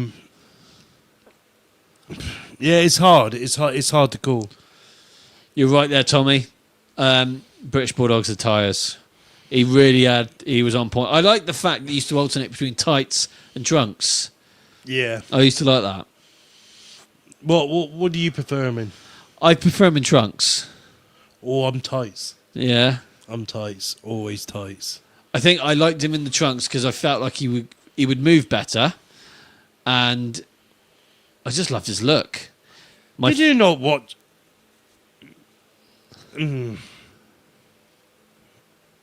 Go on, what are you going to say?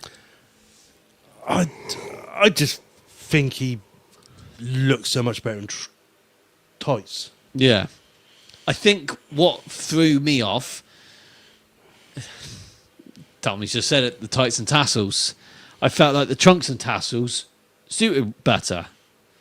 Yeah. I don't know why. I liked him in trunks as well, to be fair. I just loved how he looked like around this time. I just think when my SummerSlam 92, In Your House 5, and the final to the European Championship, he had tights on, and I think that's what's kind of like. Yeah, I got that. But yeah, they were the dark blue tights, weren't they? Yeah, him in trunks. So yeah, they're cool as well. Yeah. But like Sam said, I think that was something really cool that he did. He went between both. Yeah. I mean, yeah, you didn't really see that, but you don't really see that at all, really. We kind of have recently with Jericho, but that's not a nice sight to look I at. fucking want to see that shit. Who the heck? Jericho needs to retire. Retire. He doesn't look good. It's like watching... It's just not good to look at. He's a modern day Ric Flair. He needs to just go now. Yeah. Just go. You're embarrassing your bloody family, Chris. Mr. Chris Irvin. Yeah. Right then, Brio. Teresa. Jameson Irish whiskey on the rocks. I'm doing to check out the merch and see what I can do. That's fantastic. Not sure what she's looking at. We don't have no merch. Not I had a hat once, but the cat shat on it, so I don't have it anymore. Oh, fucking bitch. Right. Stupid peanut. Oh, dear. Okay. Right. So let's carry on. Where are we to? 90. We're going to 96 now, aren't we? 96, yeah.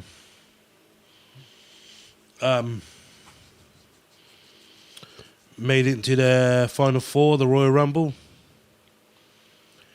So obviously, yeah, also late 95 into WrestleMania 12, he was part of Team Cornette, which is him, Owen, and Yoko. Then remove Yoko for Vader. And they were feuding with, like, again, Yokozuna, Ahmed, Jake the Snake. And then they opened the show at WrestleMania 12 in a 6-man tag. So that was Bulldog and Owen And Vader. versus... Yoko, Ahmed, and Jake the Snake. Got ya. Team Cornette won. Camp Cornette won. That is the right decision. Yes. But yet again, this is Bulldog chucked in another tag match. For some reason, they never want Bulldog to have a singles match since his return. Even the following year, a tag match again. It's just... Would he blow out or something too quickly around this time? I don't think he did, though. What, 96? I don't think that's the case because they trusted him to main event like 2 solo pay-per-views again. Yeah, he just sure. he did King of the Ring with Michaels, Beware of the Dog 8 with Michaels. Just give him a fucking singles match. Yeah. But Cam Cornette, the story was fitting and that one actually made sense. And like the Allied Powers and the Bulldog Owen won the following year. This one actually made sense. And then you went into the In Your House 8 stuff that we touched down on. The cool thing about this is Diane was yet again involved. I kind of like how they're using Diana. I think she's actually quite a good character. So this was her first proper storyline. Yes. Um, Because she allegedly slept with Sean. yeah, so Yeah. I think Sean made a pass at her. Yeah. So what it was, she was sat in the audience, and you can actually do show this. Somebody comes, gets her, she walks out, and it was Sean that wanted her, and he tried making a move on her. Yeah, and yeah, obviously, I don't blame him. She's a very beautiful lady back in the 90s. yeah, there's some like Princess Diane stuff going on there, like with the hair and that. Yeah. It's Diana. It's Diana. No, Princess Di, Who? What? Prince Charles's wife. Princess Yeah, Di. Princess Diana. Princess Di, isn't it? Di? Princess Diana. Who's she? She's the one that died. Oh God, when did that? Happened in 97. Oh fucking hell! She's an incredible woman. She was actually, yes. God fucking hell. And Diana Smith, Hart Smith, Diana. Diana. It's not Diane. Oh no, sorry. You're thinking of that other Diane. You know, the one that you and Yeah, the one me and you mate. had the baby. Yeah, we teamed up on her. Whatever happened to that baby, by the way? Because I assume you were the father with Diane. I definitely wasn't me, mate. 'Cause the baby had different skin tone to me.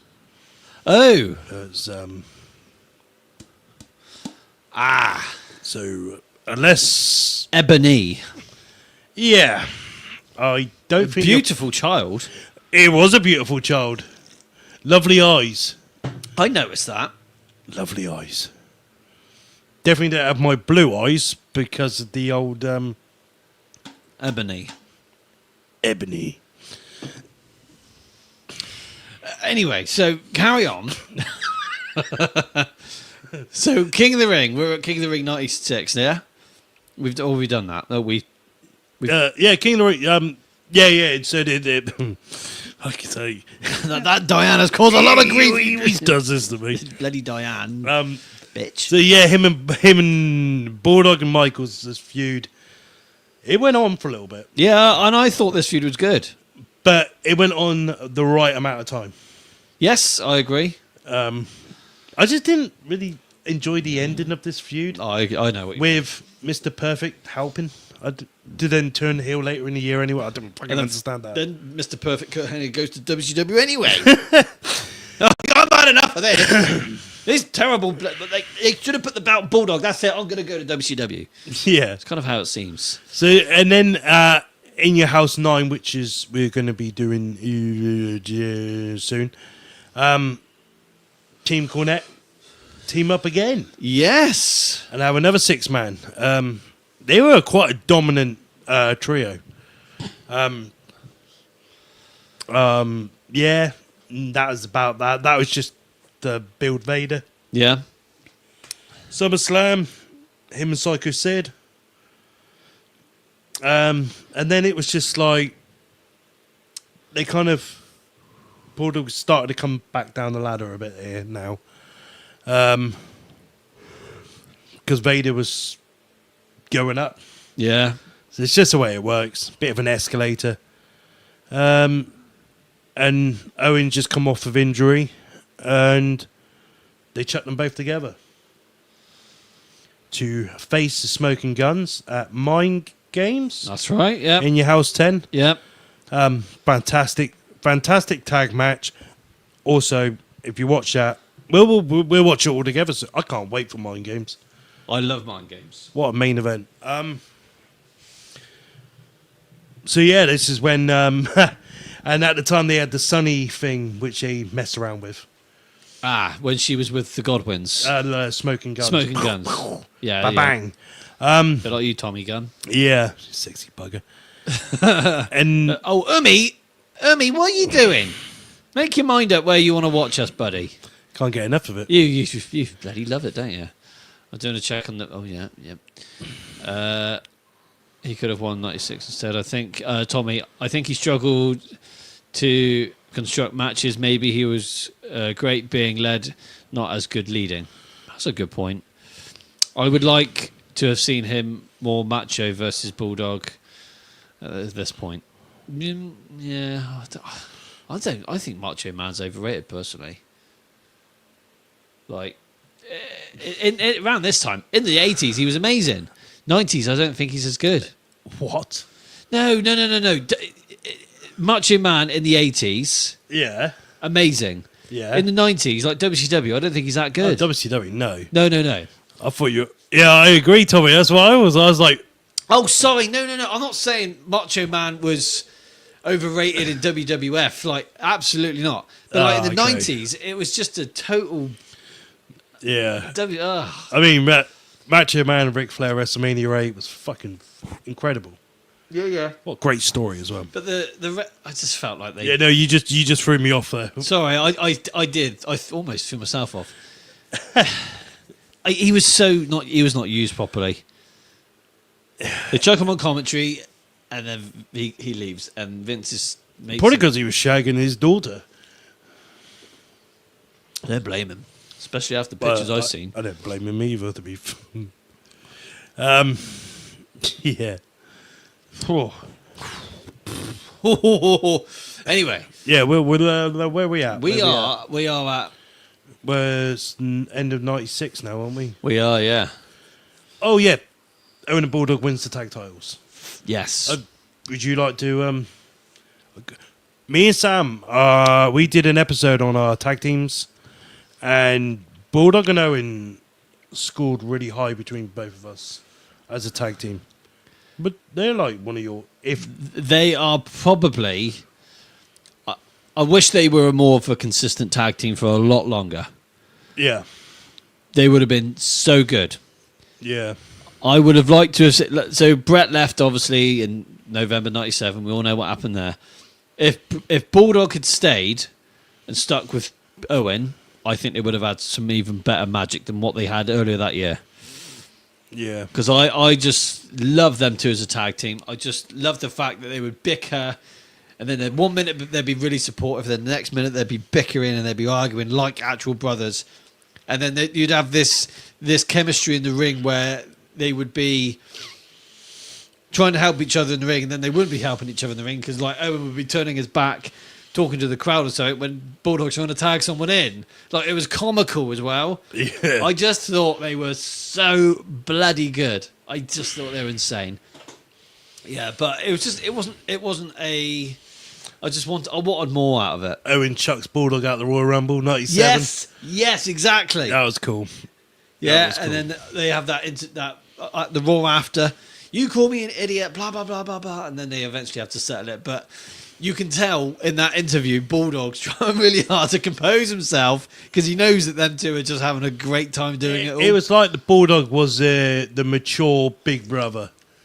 And Yeah, Owen yeah. was his, like, immature little shit. Yeah. Yeah. I can't. Do you know what? I'm starting to get it now. I get really emotional when it comes to Owen and the British Bulldog together. Yeah. I cannot help it. I just feel like we get some incredible but underrated stuff come out of both of those guys around this time. Tag team matches and even singles matches. Yeah. You know, Give me Owen and Bulldog over Hogan and Cena any day. yeah. All of them. Hogan, Cena, Rock, Austin, all of that. Every one of them. I'd rather just give me the Brett, Owen, Bulldog. I'll take them three over all of them. Fuck them all. Yeah. Okay, I can see why you say that. Because these were proper. They were wrestlers. They were great. So 97, WrestleMania 13, they... Oh, God. Is it Bulldog, Owen and Vader? No, it's no, not. it was Bulldog and Owen versus Vader and Mankind. Vader and Mankind. Oh, God. Oh, dear. Such a shame. Why couldn't... Do you know what they should have done? They should have just opened the whole... WrestleMania 13 should have opened up with Owen versus Bulldog, European finals. I know, because it was in America. But I get your point. that tag match was just shit. It's awful, wasn't it? I don't know why. All four of them are great talents, but... It's Vader. Vader ruined the match. Mick Foley wrote in his book about that match and said that he went in there with... Because that was his very first WrestleMania, and he felt like Vader ruined it for him. He's working with two guys that he respected and loved, personally and professionally, and it just was a cluster... excuse my French, clusterfuck. It's a shame. It's probably... This is what I mean. Like, the Bulldog was always getting tied down with his tag team bollocks. Yeah. I just wanted him to have one proper singles match at WrestleMania. Like, after 94. Yeah. He never had it. No. Which is a shame. 97, I just... Even the match didn't make sense. Not really. It didn't really make sense. Yeah, There wasn't a good enough build to it, I'll give you that. two heel tag teams as well. I know, yeah. It just, it didn't make no sense. But 1997, like, because we're in 97 now, like, it's one of my favourite years, but it's a great year, but it's a strange year, isn't it? Yeah. 'Cause I am fascinated with this transition of coming out the new generation, going into the Attitude Era. I'm absolutely fascinated by it. I just love this slow build of, like, we've got these snippets of all these things changing, and it's I'm just fascinated with it, and I love it because you're looking at all these big, characters from the new generation era, and now having to form themselves into this new under this new umbrella, and I'm obsessed with that. Actually, Yeah. it's really, really fascinating. It's weird. You notice like every couple of weeks, you got to think, right, from the golden era to the new gen. It wasn't like it was kind of like, because you never had no rules or nothing, so it was like you had an event, and all of a sudden it's like, new era kind of thing. Yes, yeah, It was kind of like that, but with the new gen going over to the Attitude Era, you had your rules, and every few rules you just notice a new feature, to the part of new ring apron, new stage, barriers, new coloured ropes. yeah, and everything. It was just changing slowly. Yeah, Yeah, and then when Brett shoved Vince in that steel cage, and that's like one of the first times I heard like a swear kind of. it was shit, wasn't it? He said. Yeah, Yeah. I never really heard that in WWE since I watched it. Who? No, I'm not going to ask a question, but I feel the first person to really plant the seed to start the new era was Brett, and I do feel it was the night after WrestleMania 13 where he blew out that promo against Vince in that steel cage. Or was that no? It wasn't the night after Mania, was it? Or was it? When's the steel cage match? I think it's the night after Mania, isn't it? Or was it 2 weeks after Mania 13? I can't remember. But you get my point. Yeah, That promo was a huge beginning. yeah, Bret Hart's heel turn at Mania 13 was a huge turning point to create the Attitude Era. yeah, It helped Steve Austin become the character he is to help the character to evolve to what he did become. yeah. I think we got a lot to thank for Bret, to be fair. Yeah, me too.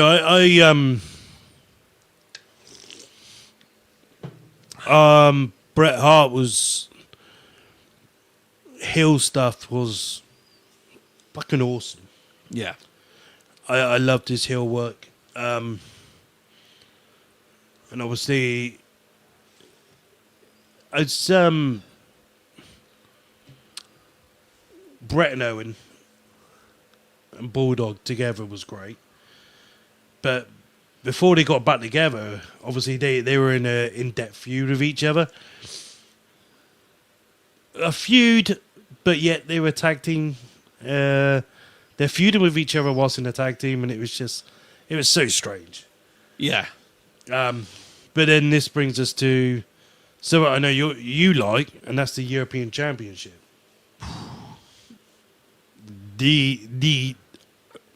I don't know if it's because we're from the UK or not, or from Europe. We're biased to this, that's for sure. And obviously we're from England, so Yeah. the European Championship is just so like a special bout to us.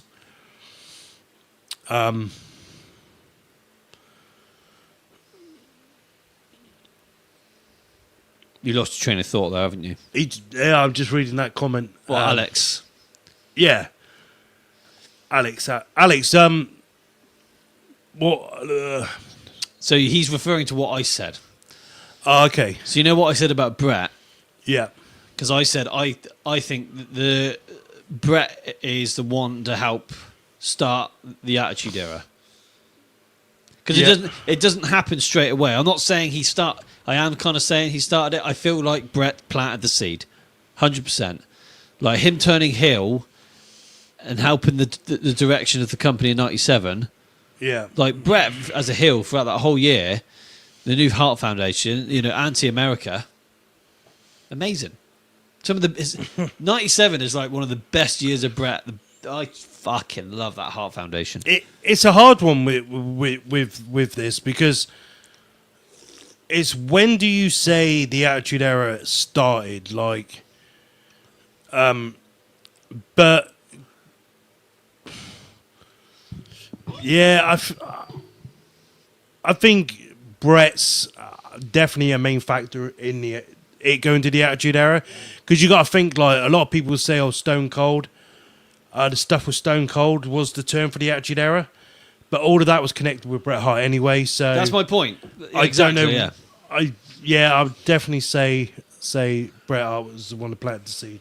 Yeah. Yeah, no, I kind of agree with that. That's just my view on it. That's how I put the pieces of the puzzle together in my brain, or how I visualize it, and how I see it. Yeah, So definitely not saying he wasn't a part. He may have impregnated the chick, but when the baby was born, I don't see Brett in that. Doesn't take away what he did. He paved a different era to me. That's fair enough, Alex. yeah, no, that's all we're saying, Alex. Like, Brett basically planted the seed, and then when the baby's born, he buggered off. But yeah, he definitely planted the. I like seed. how Alex has put that. That's very good. Bret Hart planted the seed, and Stone Cold raised the baby. Should we say? Very good. Yeah. In hindsight, switch roles again. Like WrestleMania 13. Oh, bloody hell!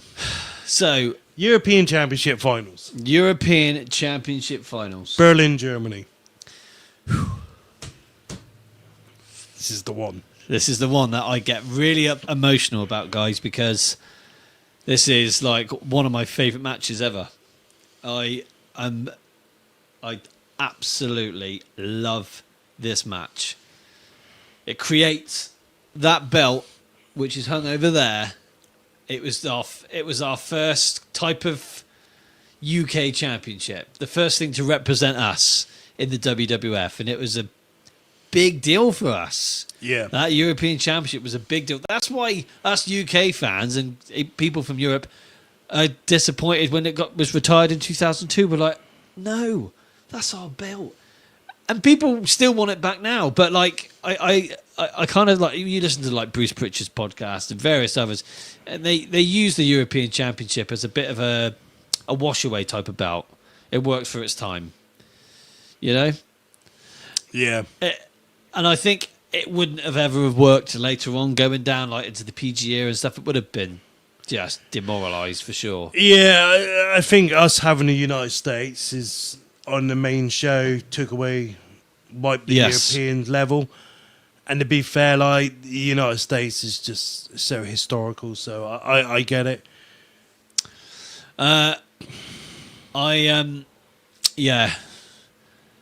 There's been, I mean, two or 3 years ago, I think it's just after COVID, they were potentially going to bring back the European Championship in to the NXT. NXT Europe. NXT, no, normal NXT. No, it was NXT UK. They were going to use the UK Championship, which again is one of my favourite bouts of all time, because that kind of was our first thing back. So I'm going back a little bit, and I'm off topic slightly. When we lost the European Championship in 2002, that was it. And then 2017, so like 15 years later, we get the WWE United Kingdom Championship. Yeah. Like, us UK fans, again, we're like, yes, we've got a championship again that represents us. And I have to say, that was a bloody good-looking belt. Yeah, so much detail. Lots of detail, and every bit of detail represented this bloody little island quite well, to be fair. Yeah. And I think if the British Bulldog was still alive and he did a sporadic appearance probably in his early 50s, oh, mate, that would have been insane. He would have put the belt around Tyler Bates' and even if he presented the belt to... that's what I think he would have done. That would have been so good. Yeah, that would have been cool. But, I love that belt. But going back, like, when they retired the United Kingdom Championship, it would have been hard to have represented that belt on the main roster of NXT. I get that. Yeah. But a European Championship would have made sense in either NXT or on the main roster around that time. Yeah, for sure. And it never really surfaced. But they did do, I don't know if you remember, they did like a YouTube exclusive just talking about the European Championship because they were talking about the anniversary of the belt. I think it was like... Yeah, not sure I remember that. I think it was like 20, maybe 25 years old or something. Oh, okay. Something like that. And they were showing everyone like the European Championship, but they were very discreet about how they had the WWF logo covered up with part of their jacket because they couldn't actually show WWF logo. They did have a WWE version of the European. They did, yes. Should have just used that battle, shouldn't they? Yeah, exactly. Made it Yeah, a bit easier. yeah. Would have been the same. But I wish, yeah, I wish we still had the European Championship now because I think, especially right now in today's WWE, it would thrive massively. Yeah. But now we've got 2 more bloody women's championships on the horizon, which do look the Intercontinental one does look rather fantastic. I have to say That's the best wrestling bout going today. yeah. And it's a fucking mid-card women's bout. Fuck's sake. Yeah, Dakota Kai. Oh no. I know. You got the greatest looking bout in wrestling, and it's you. Yeah, I'm personally not a fan, guys, but that's just me. But hey, they want to chuck another men's mid-card belt in, bring back the European Championship. That'll be badass. But anyway, going back to the very first match for the European Championship, the finals, which were held on a Monday Night Raw in Berlin, Germany. I think it was March something, wasn't it? March 20-something? March 26th. But, yeah, European Championship. That match between British Bulldog, Davey Boy Smith, and Owen Hart is one of my personal favourites of all time. Yeah, mine too. It's absolutely incredible. It's a prime and pure example of what a wrestling match should be like, and it gave me the vibes. Watching it back, it gave me the vibes of that match I saw between the British Bulldog and the Dynamite Kid in Japan of 1991. Well, You're never going to get that match again, but you got these, Bulldog versus Owen. Very, very, very good. yeah, I to a non-wrestling fan, if I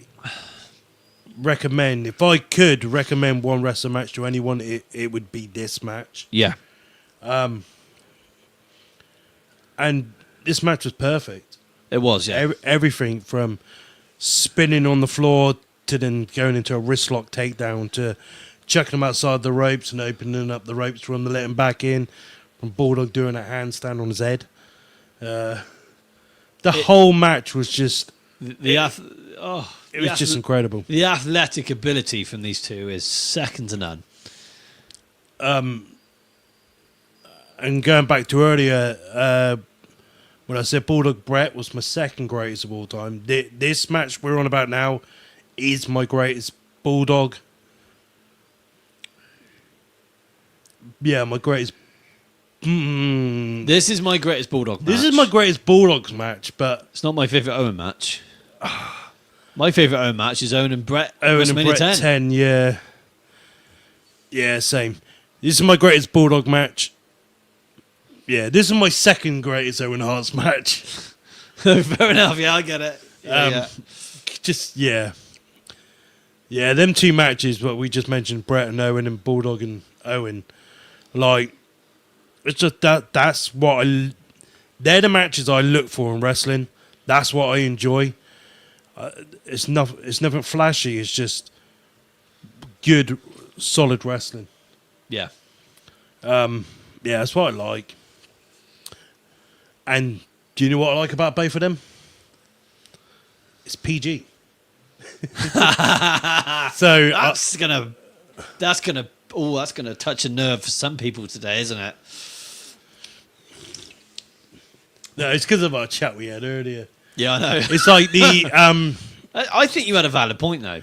the PG stuff, like, I mean, Bulldog was part of the. Well, I know we did the Attitude Era, granted, but my best time at Bulldogs was the New Gen, and it was all the PG era. I just want that wrestling, you know. Yeah. I don't need someone to having to go backstage. I don't need someone to get their head split open and go get staples in it, you know. I don't need that. I just want people to go backstage and go and get himself some nice sleep, well-deserved sleep. Yeah. Don't get me wrong, I love the TV 14 stuff. Love it, love it, love it. But if I get a Monday Night Raw like I did last night, I'm happy. Let's I'm happy. What do you think of one match this year that really stands out to you? What you got? You know which one I'm going to say. Well, CM Punk and Drew McIntyre, Hell in a Cell. Bad blood. okay. Was there blood involved? Yes. And was this on the PG show? Yes. Exactly. Exactly. So the only thing we're not going to get is F-bombs. F-bombs, which Stone Cold back in the Attitude Era never really dropped too many of them. I don't think he ever did. I think he said rat's ass is about the most edgiest thing he said. Ass, son of a bitch, and Well, bitch you could say anyway. stupid bastard. Ass you could say anyway. It's fine. Yeah. You're just going to miss the prime parodies. And the hardcore stuff now, it's just like, I don't know. That's not for me. No, I understand.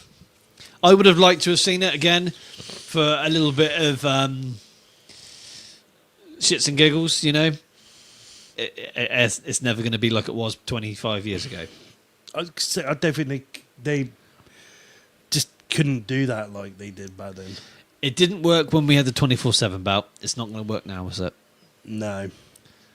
That's my point. They like to protect their wrestlers a lot more from concussions as well. Yeah, I get it. Headshots are not ideal. No. Right then, guys. Moving on. The European Championship final. Obviously, the Bulldog was the very first champion. Yeah. And the belt looked amazing on him. Not going to lie. It Yeah. looked great. So we're going into 97 where the new Hart Foundation is formed. Love it. Slash reformed when the Neidhart, Jim the Anvil Neidhart comes back Yeah. in May of 1997. Yeah. And Pillman joins the Hart Foundation. This is a very, very... This is actually a great time for the Hart family. Yeah, it's great. Some of the best times ever that they've ever had that year, and I can see why. We had some really good stuff come He out of sat front row in your house, cold day in hell. He all sat front row. It's Yeah. great. it. Yeah. And then you got King of the Ring 97. Brett is... This is the thing. We were supposed to get Brett versus Sean at King of the Ring 97, weren't we? Yeah. But, The second. knee injury. I've actually got a knee injury. Why didn't we get that match? I can't quite remember. But Brett was injured. Brett had to bust his knee up. Yeah. And the WrestleMania 13 was the lost my smile, the knee injury. Yeah, and Sean's got the knee injury. He So did a moonsault off the top rope. yeah. Great. It's just like that's another story in itself. Like Sean and Brett at 97, we could do an episode just on that. We probably will have to one day. Yeah. That's going to be a head of a banger for sure. But I love the Hart Foundation in 97. Yeah. The anti-American stuff, fantastic. Yeah. I don't know what the fuck the whole Patriot gimmick thing bollocks shit was. I don't know either. Even they didn't have much faith in it because he did. I don't even know what the hell happened with that. Wasn't he meant to be on Team USA for Canadian Stampede? And he was replaced with Gold. Yeah, probably wise. Golder's great talent. Yeah, Yeah. that. Do you know what? That's one of my favourite entrances. Like as a faction, was that Canadian Stampede? The best. And I like the fact that they all came out to the stage to their own entrance theme to start with. And then Brett comes out last. Like a leader. Like a leader. And Brett's theme tune just represents the Hart family. Brett was the final boss He was. Yeah. before the phone. Yeah. I like how they use Brian Pillman, even though he's not Canadian, but Brian Pillman trained with the Hart family. Yeah. So it all kind of, it makes sense. Yeah. You know, you've got the other four which are all related. And Canadian Stampede, In Your House 16, Yeah. in Calgary, Alberta, Canada. Yeah, which we will be doing. For a second time. Yeah, and I think we both said, like, I don't know about yourself, but Canadian Stampede's my favourite in your house of all time. I can see that. I love this one. And this is kind of, for me, I've kind of felt this is kind of the last proper new gen vibe pay-per-view I got. Yeah, yeah. Before, like, I felt like Ground Zero and Bad Blood kind of was more, it just felt more attitudey. It did. Calvin joined the show. Cousin Calv. Like Calv. Yeah, I get that. The other thing is, I find getting emotional again. I just love that moment. I love that moment. I love that. I mean, that whole pay-per-view, it starts off with Triple H versus Mankind. Great. And the whole match ends, and then it carries on throughout the show. And that light heavyweight match, like, that was fucking brilliant. The Great Sasuke, was it? Yeah. Versus Takamichi. That match is so underrated. Underrated the hell. That's one of my best matches of the whole year. Should we get the card up? Because I think it was only that, Is that Vader, Undertaker, and I think it was only 4 matches on that card. Was it really? Yeah. Honestly, guys, when we come to review this... Oh, do you know what? I've got the VHS tape there. I've got 2 of them there, for God's sake. Fantastic. I should have just... 5 matches. Yeah, 4 matches on the card, yeah. Yeah.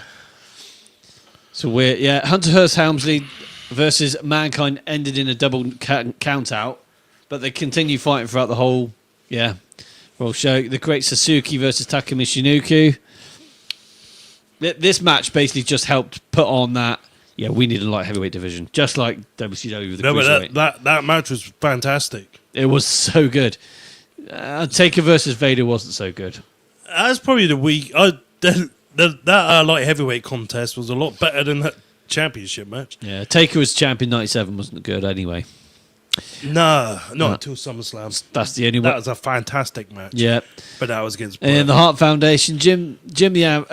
Bret Hart, Jim Neidhart, Owen Hart, British Bulldog, and Brian Pillman defeat Steve Austin, Ken Shamrock, Goldust, and the Legion of Doom. Ah, God, that's painful. I don't. That. Do you know what that match should have been? Obviously, Hart Foundation with Pillman versus Steve Austin and Goldust, the Patriot. Ken Shamrock, Goldust in the LOD. Would you have put them in there? No. So this is. I always wanted to rebook those opponents. Well, Patriot would definitely wouldn't have. So I would have put HBK. Was he available? Yeah, he just refused to do it. Dick. So HBK, Steve Austin, Yeah. the Patriot. You would put him in it? Yeah, I think so. No, I wouldn't. Oh, fuck you off then. Shamrock.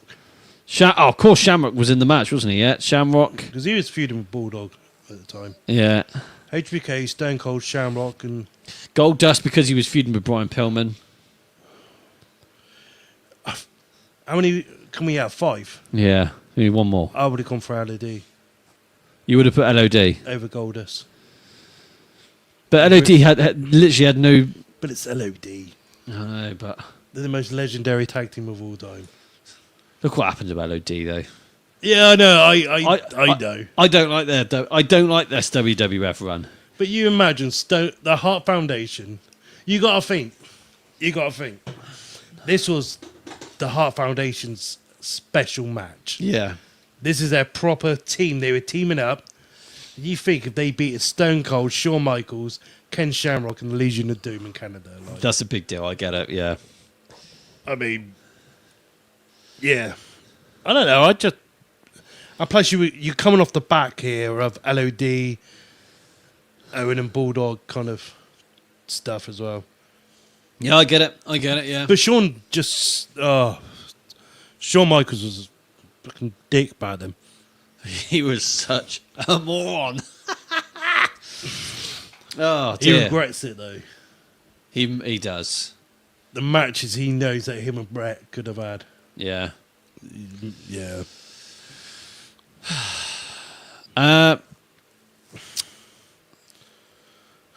SummerSlam.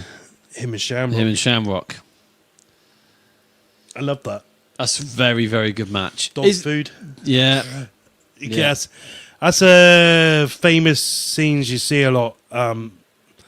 Shamrock snapping. Belly to belly the rest. I remember. It's great. Ground Zero, I can't quite remember who he faces at Ground Zero.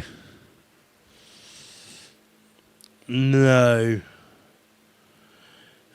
No, I'm not quite. Well, I'm pretty. I see it was. oh, what was that? I think it was a motorbike or something. Oh dear.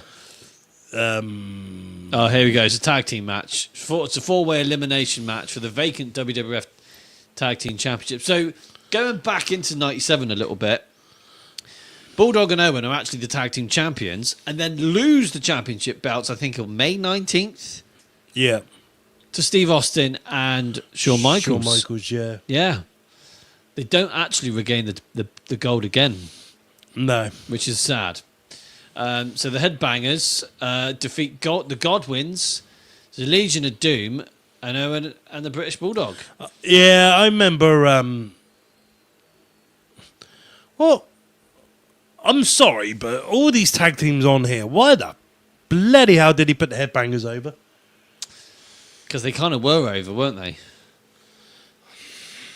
And But so was bloody James Ellsworth, but you didn't see that person walking around with the United States Championship. Yeah, but don't put him out. You got LOD, you got Owen and Bulldog, you even got the bloody Godwins, for God's sake. the best match on this card is Brian Pillman versus Goldust. That's brilliant. It literally was. It was so good, but I didn't. This was a terrible in your house. It was not good. This was not a good in your house at all. Taker versus Shawn Michaels wasn't good either. Not good. You know, I reckon what one day me and you should sit here, go through all the old pay-per-views and rebook them as we go. And We could- skip to the next one, rebook it, rebook it. Yeah, yeah. I reckon we could do that. I think that would be good fun. Oh boy, here we go. Oh dear. So we've jumped a little bit too far ahead of ourselves. One night only. Ah, So September 20th, I think it was. yeah, it sounds about right. September the 20th, 1997. Shawn Michaels versus the British Bulldog in the NEC Arena in Birmingham, England. I haven't read any notes, I just remember that. I'm pretty certain it's the 20th of September. Excuse me. Let me check. Let me check. Oh, one night only. You're bloody right. Bloody hell. You can tell I'm a little bit obsessed with wrestling, guys. A little bit obsessed. So Sam's got a talent of knowing the city things to wrestling. Like you're very good with dates and mostly venues, which is so fucking weird. It's a bit strange. Sam's very good with venues. The only venue I know is Madison Square Garden. Yeah. Anything else, I'm fucking. I ain't got a clue. So if I said to you, "Oh, I know what you're going to get right." So I'm going to say a venue, and you're going to tell me the first event that comes to your head. Okay. Okay. So Yeah. Madison Square Garden. WrestleMania 10. All right. I'll give you another one. Madison Square Garden. WrestleMania. I'm going to give you one more. Madison Square Garden. It's one of our favourite events ever. What? Capital Punishment 2011? No. WrestleMania 20? Yeah. All right. I'll give you one more venue. Survivor Series 2002? And there's one more big one. Royal Rumble 2000. Of course. I fucking love that event. Fucking amazing, isn't it? But then I can't. It's very hard to find a bad pay per view in 2000. British Bulldog is in the Royal Rumble 2000. The actual match itself. I think he is, yeah. That was fantastic. Love that. Oh dear. So, yeah, this is sad. This is very sad. This is actually quite horrific. So Shawn Michaels gets his way by nudging Vince and probably prodding something up his backside to get his way and defeats Davey Boy for the European Championship in his home country. Those fans came out of that event rioting, disappointed and upset because of how it was, how the end of the match. People were throwing stuff at Shawn. I mean, he got the heat. It was pretty good booking, but if you want to think of the But the match was shit. it had It moments. wasn't. I don't think it was that good. I wasn't overly like. It was okay. It was okay. I'd give it European. Maybe a tag. Do you know what? Like I always said to you as well. Like you know what I'm going to say. I always found Bulldog and Shawn just never clicked in any matches of theirs. Beware of Dog. So we got, Yeah. So we got Saturday Night Main Event. Uh-huh. Beware of Dog, King of the Ring, Yeah. and then obviously this one. This one's probably the more famous one of theirs. I agree. Yeah, and I don't know. I just don't think these like clicked that well. It's weird because Shawn always praised Bulldog for his work and really enjoyed working with him. Probably because he knows if he didn't, Bulldog would smack that bloody smirk off his face. Yeah, and he would have lost his smile. Yeah, he bloody would have. Yeah. Yeah, and because they were playing on this injury angle in this match as well, it kind of took it away a little bit. Because Bulldog genuinely did have a pretty bad knee injury at the time, didn't he? Yeah. Oh God, we've missed a couple comments here. We're just going to have a quick refresh, guys. Alex Miller, I wish I started watching earlier. Man, it's my fault for not being a huge Brett fan. I missed the boat. The European belt should have been introduced 94-95, would have boomed. I agree. That would have been cool. You like the jeans look. Bulldog should have won at one night only. I kind of... There's two ways to look at this. So about this match, Shawn won the European Championship, and really, if this is where I think Andrew could be right, the belt meant nothing anymore. The belt meant nothing for over 6 to 7 months after this. Yeah. So yeah, I kind of agree because then Triple H won it and kind of defended it a bit. He wasn't a great champion. I think the first person who you would have expected to bring the belt back up to some type of higher level was Owen in early '98. Yeah. But it just fell flat on his feet. But the best European champion of all time, who brought that belt to life again, is D'Lo Brown. Yeah, agreed. I think there's one more unsung hero from the European Championship, and that's Sean Waltman, X-Pac. Yeah. He did good. So he's currently European for us at the moment on our timeline. He is, yeah. So yeah, what is that noise? I don't know what's going on. It's like Dawson Creek. Yeah, I hope the roof's not falling in It's on not a us. tree, is it? I've always thought that, Andrew, about the British Bulldog should he have won at one night only, and it's a real hard one to call, isn't it? I really don't know. I think he should have won. Under the circumstances, he should have won. Mm. I bet that was Vince as well. I think it's Sean doing his little. Come on, Vince, let's have my way. if it wasn't for Bulldog's sister, if they didn't mention that, I forgot about that. Yeah. Oh, yeah, that was bad. If that wasn't a factor in this match, I think it would have been okay. I think it would have been a good heel move to put Sean over.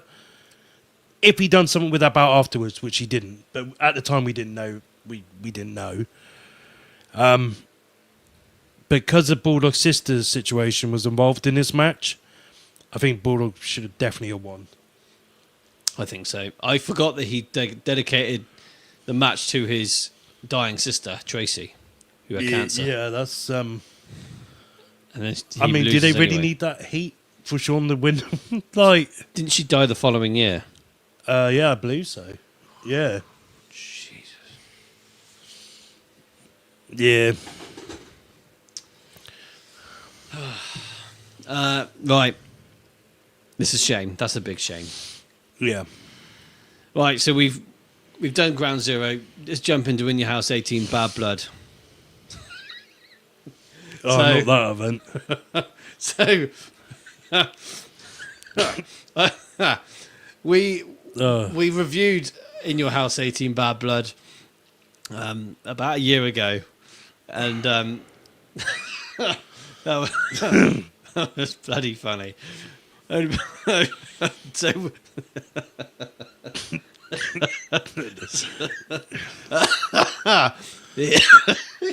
them little bastards. God, Fucking borrowers. the borrowers, wasn't it? Yeah. So it was. What was it? Fucking flag.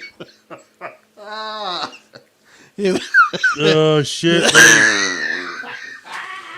It was that flag match, wasn't it? Yeah. Yeah. Buff flag match. Oh, what's happened there? Yeah, everyone's still there. Yeah. Oh, the bloody camera disconnected then. Oh. Oh.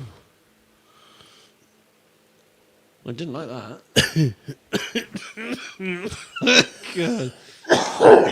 Got that in your. Yeah. Oh dear. Ah, there we go. That's better, guys, isn't it? You see what's going on? Let's check everybody's still here with us. Well, yeah. Instagram. Yeah. Oh, Matt Brown joined the show. Goodbye. Yeah, so the flag match. Bret Hart and the Bulldog versus the Patriot and... Vader? Was it Vader? Big old bastard. Him was. I think it was Vader, wasn't it? Yeah. Big bastard. Oh, fucking. No, I don't know. So, oh God, this was bloody funny. So, Brett. Yeah, fucking big sweaty bastard. So,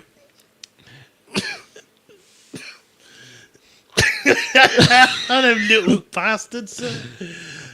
so yeah, Max, Mini, and Nova versus Mosaic and Tarantula. So we were reviewing this. You help yourself, young man. Oh, little fucking people, mate. There's some little people. So, oh dear. Yeah, we reviewed the match, and then that was that. You know. And then halfway through the episode, you actually find out how Tarantula and Mosaic die. Yeah. They get poisoned with eye drops, and then Well, it would have been all right, but because the ratio was wrong. when they were little Little people. Yeah. Oh dear. And my notes, just coincidentally, just didn't fit well with that awful incident. God, that was bloody hilarious. So, guys, please check it out. hilarious because he got poisoned and died. Yeah, episode Oh, yeah, episode 65, Bad Blood in your house 18. Oh, fucking But hell. that flag match was bloody terrible. Yeah, the fucking Patriot. What the hell is that gimmick going to get over? That fucking big sweaty Yeah. bastard Vader. That was not going to last, was it? Sent info to your inbox. Oh, have you? You emailed me, have you? Should we have a look? Yeah, What a lovely bloke Alex is. he's a fantastic human being. What have you sent me then, Alex? Hopefully it's not a picture of his Oh, I thought you'd email. Have you emailed me? No, you haven't. Oh, God, bloody hell. Your appointment? Oh, God, bloody shit. Yeah, so, yeah, in your house 18, the flag match was terrible. So, right. November the 9th, Survivor Series, Montreal. Yeah. Team Canada, along with Jim Neidhart, Doug Furness, and Philip Lafon, defeating Team USA, Vader, Goldust, Mark Miro, and the debuting Steve Blackman. Something else horrific happens this night, which we won't go into great detail, but the screw job happens. Yeah. Brett gets screwed, and it goes to WCW. But the Bulldog and Neidhart, they follow him. Yeah. But Owen's tied to a contract and he's committed and he's got to stay with the WWF. Yeah. Do you think Owen would have gone to WCW if he wasn't, or do you think he would have just said, "Oh, fuck those"? I really, really don't know. I'd have to stop drinking those energy drinks. I've just hit one of those funny walls, where you feel like you've had too much. Yeah.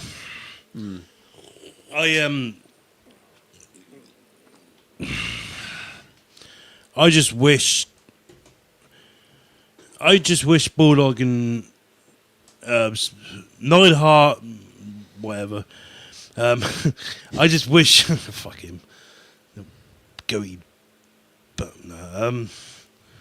I wasn't really a fan of Neidhart. No, I wasn't either. Probably a lovely person. He had a lovely beard, but I just wish Bulldog kind of stayed with WWE. Just the stuff we would have had from him would have just been incredible. It would have been really good, wouldn't it? Yeah. I watched some of his stuff in WCW when he did go over, and it was terrible. Not his ability, because we all know his ability to wrestle was incredible. It was more of his booking, his time frame he was allowed for his matches. Like, it was just so bad. So there's so much you could do in a few minutes. And yeah, it wasn't good at all. And the thing is, they put him, Bret Hart, Neidhart, and Bulldog together as a little group, and that was so short-lived. And do you know what? I would have really have done something with that. I would have put them three together to try and form a little alliance to go for the NWO, like to go at them. But WCW didn't know what the hell they were doing. No, they did not. They just had an open checkbook and was just having fun. Yeah, you see why in a few years later that folded. And see similar scenarios happening right now. I didn't say that, Sammy. I never mentioned that. Lots of money, but no idea. That's my opinion. Yeah. If you know what I mean. So Bulldog goes to WCW in late '97, begins a feud with Steve McMichael, who's complaining about all the wrestlers coming from up north. Smith and Neidhart later form a tag team, but were only featured sparingly on WCW Thunder. Yeah. They challenged for the World Tag Team Championships on several occasions, but failed to win the titles. Suffered a knee injury in April '98. That sidelined him for a month.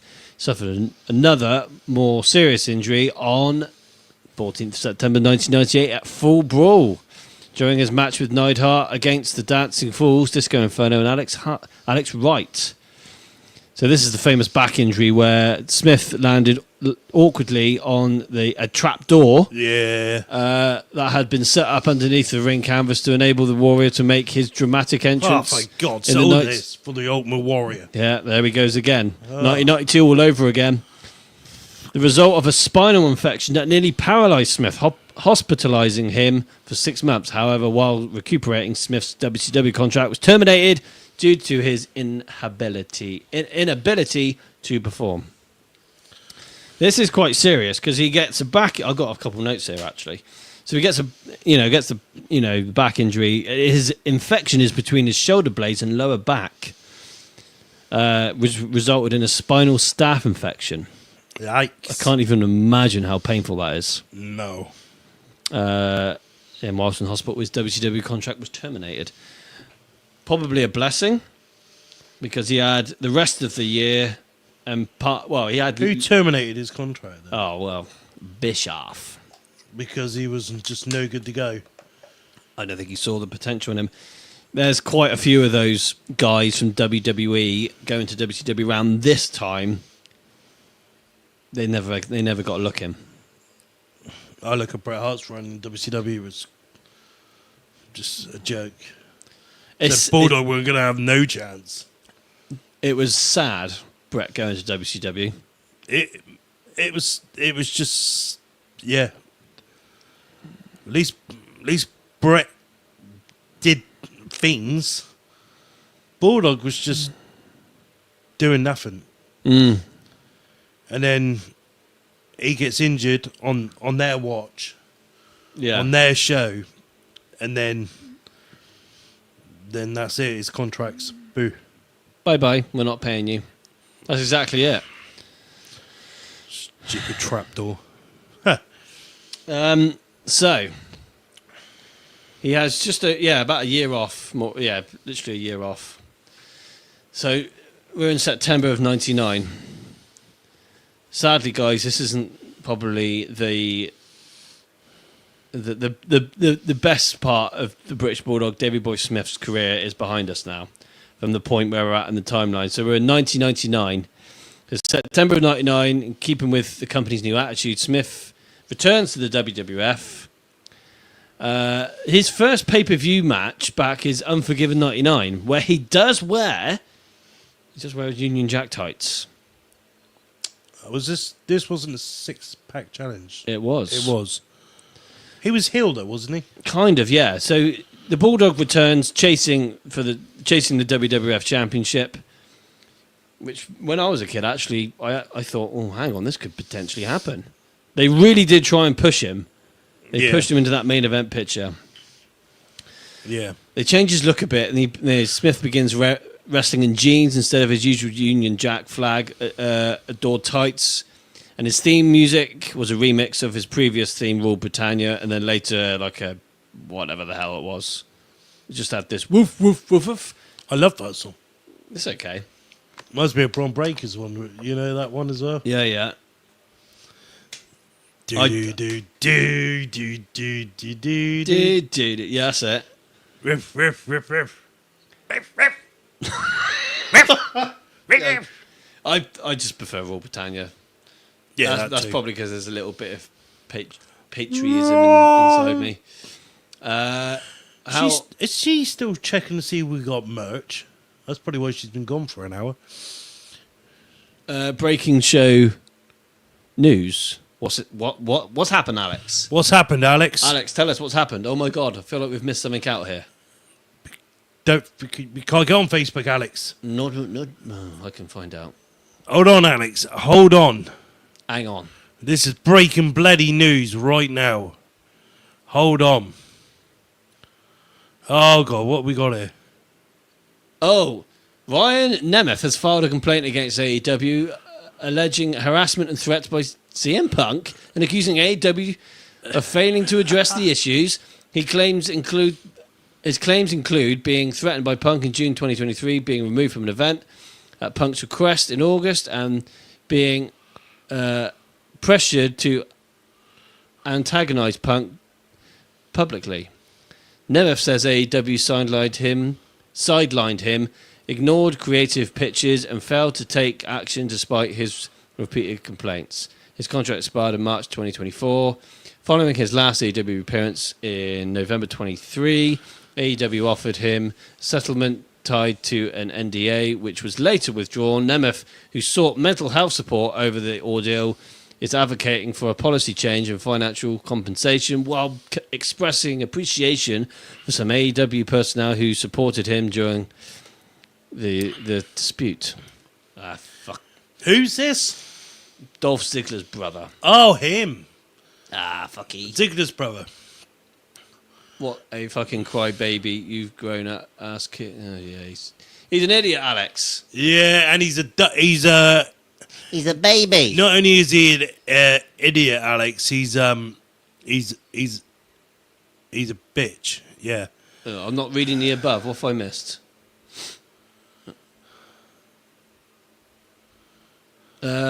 What? Oh yeah, what a fucking crybaby!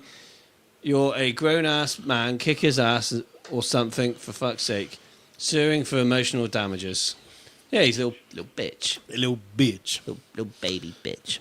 Well, so him going on record saying that about Punk is probably not going to do really good if he thinks he's going to get some airtime on NXT TV now, being with TNA. So, yeah, he's kind of just shot himself in the foot. Bye-bye, Ryan Nemeth.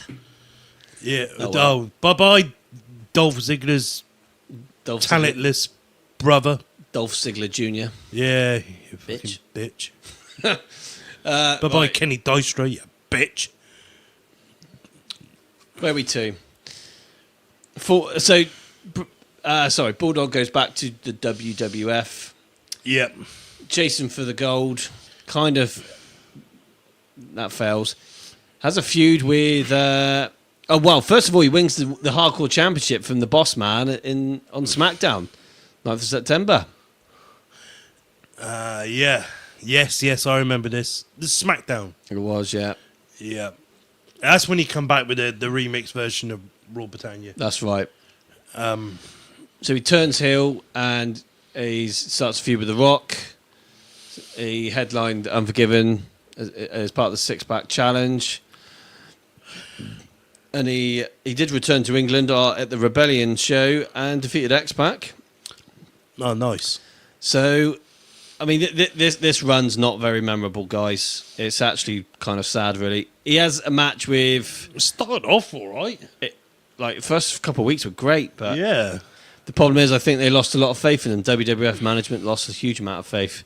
So we get to No Mercy 99, and he has a match with The Rock. Do you remember this match? Yeah. Yeah, Not good. not good. This is about as memorable as Rock versus Billy Gunn at SummerSlam 99. Yeah. Rock was Anyway. having a bad 99, wasn't he? Poor bloke. So, Davey defeats D'Lo for the European Championship on SmackDown on 26th of October, and he loses the title to Val Venus in a triple threat match on the 12th of December, Armageddon. Yeah, I remember that being a pretty decent match, actually. So, he makes an appearance in the Royal Rumble 2000 Royal Rumble, doesn't Yes. appear at No Way Out. He's wrestling a lot on SmackDown, on Sunday Night Heat.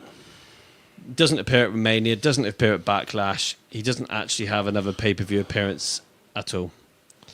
Armageddon 99 is his last ever pay-per-view appearance, so he's only sporadically apart from the Rumble, he's just doing Sunday Night Heats and stuff. Wins the Hardcore Championship, and he has a match in London where he defeats Crash Holly for the Hardcore Championship, and then Holly regained on the 11th of May. And that was Smith's last televised match on the WWF. Which one was, sorry? Smith's last televised match in the WWF was Sunday Night Heat, where he burst into Eddie Guerrero in China's locker room, accusing Guerrero, who was the European champion at the time, of not treating the belt with respect it deserved. He had a point. This led to a European Championship match on that Heat, in which both men were disqualified. After Heat, WWF announced that Smith had again left the WWF on May the 15th, 2000. Smith would take a hiatus from wrestling. So, Yeah. in May of 2000, Jim Ross and Bruce Pritchard had to organise a Cobra meeting with Davey because Davey was drooling and slurring his words. He was spaced out. The drugs had got the better of him on this day. And, it was a very difficult meeting. And the goal was to get him healthy for him to have one final big push. So he was admitted into rehab at the Talbot Recovery Centre. And he didn't complete the 90 days. So the drugs got the better of him, basically, which is extremely sad. Was that the... Was he like on like... through pain release? Yeah. Just pain pills and all that. But he doesn't really do anything in 2001. But 2002, before his death, Smith had been training with the intent of resuming his career and came out of retirement wrestling in three tag team matches with his son Harry Smith the previous weekend in Manitoba, Canada. He had also considered another return to the WWF. So I believe Jim Ross had stated on his podcast that they were in discussions with Davey Boy to return to the WWF, but they needed confidence in him that he was clean and he was in good shape and he was going to be reliable. And well, that's fair enough. And I think they were hesitant on that because there was a video that surfaced from like just after, I would say around 2002, maybe even 2000. You can tell he's still on the drugs. He's in an independent show, and I don't know if you ever seen the clip where Bulldog is. He can't get his words out properly. Yeah. And this is not long before his passing. And I think he faces Alex Wright. Oh God. Yeah. So, and have you ever watched the A&E British Bulldog documentary? I think I sent it to you on a link once. Was that one where? I did watch that. Yes. Yeah. That's really. I know Darren didn't. They watch literally it. pulled the curtain back on that one. Yeah. That's when he was laying on the floor like him. See you, Alex. Much love, buddy.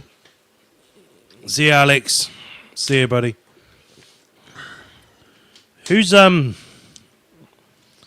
still with us? I think Andrew's with us. There's a couple still here. Okay. Drop, because we're where we are at right now. Just drop your favourite Bulldog memory or match, and we'll get to that on the next Definitely. little read.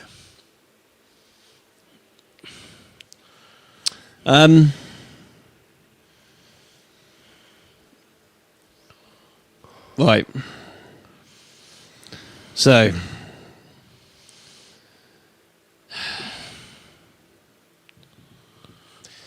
So in 2000, Diana Hart Smith and Davey Boy Smith, the British Bulldog, divorce. And I'm just going to basically read this out.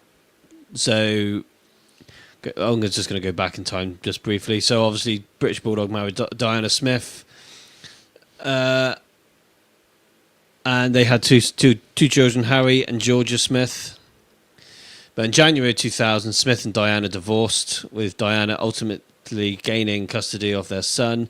Shortly after his release from WWF in 2000, Smith entered a Lancer drug rehabilitation clinic to treat his addiction to prescription painkillers, including morphine, upon which he had become dependent following a 1998 back injury suffered whilst at WCW. 2000 would also see Smith arrested for allegedly threatening to kill Diana and her sister Ellie. This would not be Smith's last interaction with the law. Following an altercation at the back alley, a Calgary bar, Smith was charged with aggravated assault against 19-year-old wrestler Cody Light after a dispute regarding how Light had spoken to Diana. The charges were later dropped. Andrea Redding, Smith's girlfriend from 2000 to his death, stated that they were planning to get married shortly before his death. So Yeah, Smith died. Davey Boy Smith, British Bulldog, died on the 18th of May 2002 after suffering a heart attack while on holiday in Invermere, British Columbia, with his girlfriend Andrea Redding, who was Bruce Hart's estranged wife. He was 39 years old. Forensic scientist Julie Evans stated that although she had found steroids and painkillers in Smith's system, they were not at a life-threatening level. She instead concluded that Smith had died from natural causes associated with the enlarged heart. Bruce Hart claimed Davey paid the price with his steroid cocktails and human growth hormones. 2 funerals were held, one by Andrea and the others by the Hart family. Bret Hart attended both.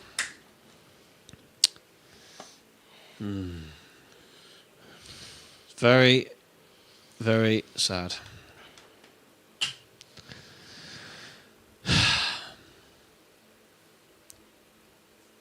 I was really upset when he died. Yeah. Really, really upset. Yeah, yeah, it's one that just it's your childhood, isn't it? I mean, Georgia must have been... No, we were kids as well. Well, Georgia's the same age as me. So, what were you, 14? In 2002, I was... He passed away May, yeah? 2002, so yeah, I was 14. Oh, poor girl. She would have been 14 too, yeah. And Harry would have probably been about 16. Yeah, something like that, yeah. Wow. 14. So they're both so young to lose their dad.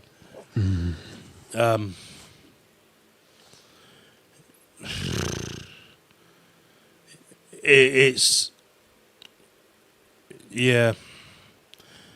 Do you know, like, the moral to all of this to me is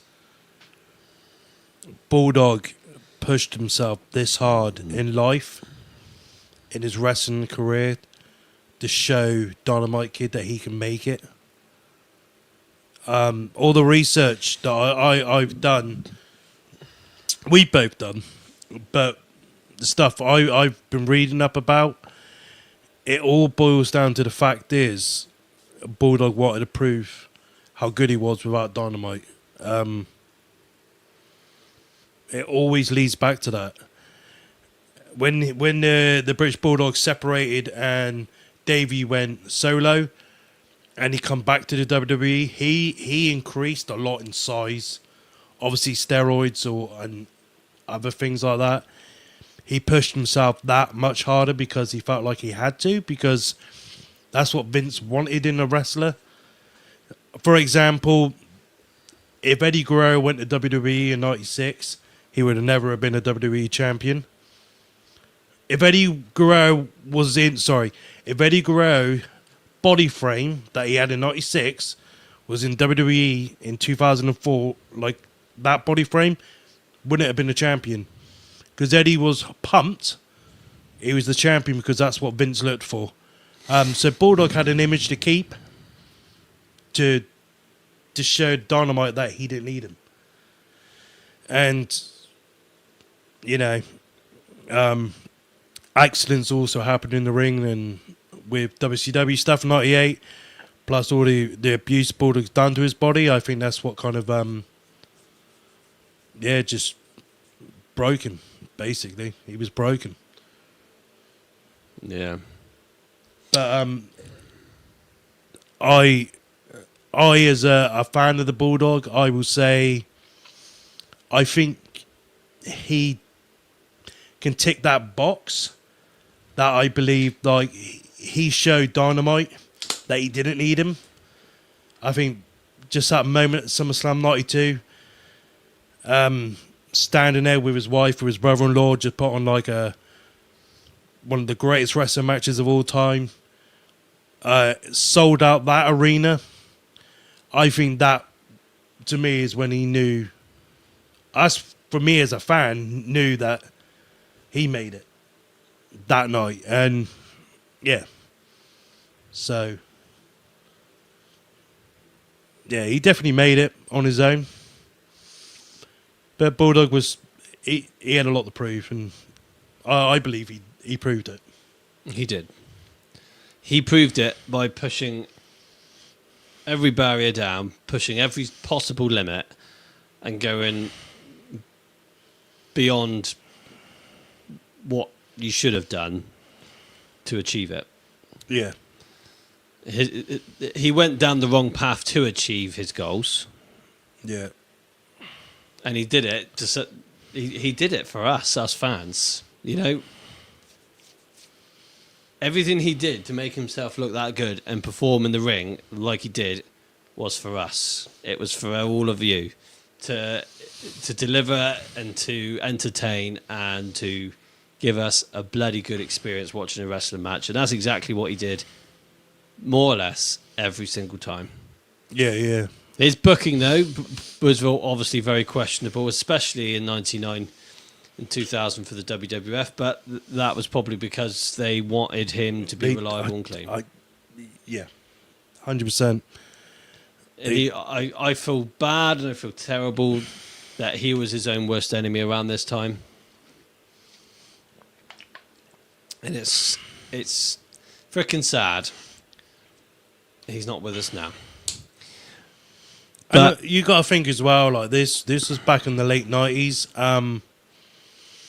and probably like the rehab back then to what the rehab is today in today's world. It's probably so much. It was obviously so much different back then. Yeah. Yeah. Well said, Andrew. Very, very well said. Look at the influence that he and the mark he's left behind, and the legacy he's left behind for us all. Yeah. Huge. He's been a huge inspiration to a lot of British wrestlers, because if the Bulldog can do it, then we can do it. Yeah. Drew McIntyre, Will Ospreay. Oh God, there's loads and loads of different ones. Yeah. You know, the Bulldog set the mark for us British folk to, you can make it to the WWE. Yeah. And he did it. Yeah. Exactly that. Yeah. If the Bulldog can do it, he can do it. And you got to think, the British Bulldog, right? He came from a little place called Goulburn, which we went to last year. It's no bigger than the size of, well, for us, Gillingham. If that, it's probably smaller than that. Yeah. It's a little place. And he came from there, and then he did this huge thing. Left this huge mark. Yeah. Amazing. Absolutely amazing. He's left a huge mark. He's left a big part of himself on me. You know, his wrestling ability, is how he entertained us. Yeah, he's definitely very much missed. If he was still here, right, where would you... Oh, my goodness me, this episode is 3 hours long. Where would you... You know we've had a good show when it's been this long. Wow. Where would you see the Bulldog if he hadn't passed? In what regards? Where if he hadn't passed, where would you have seen him go? If his body was good, I think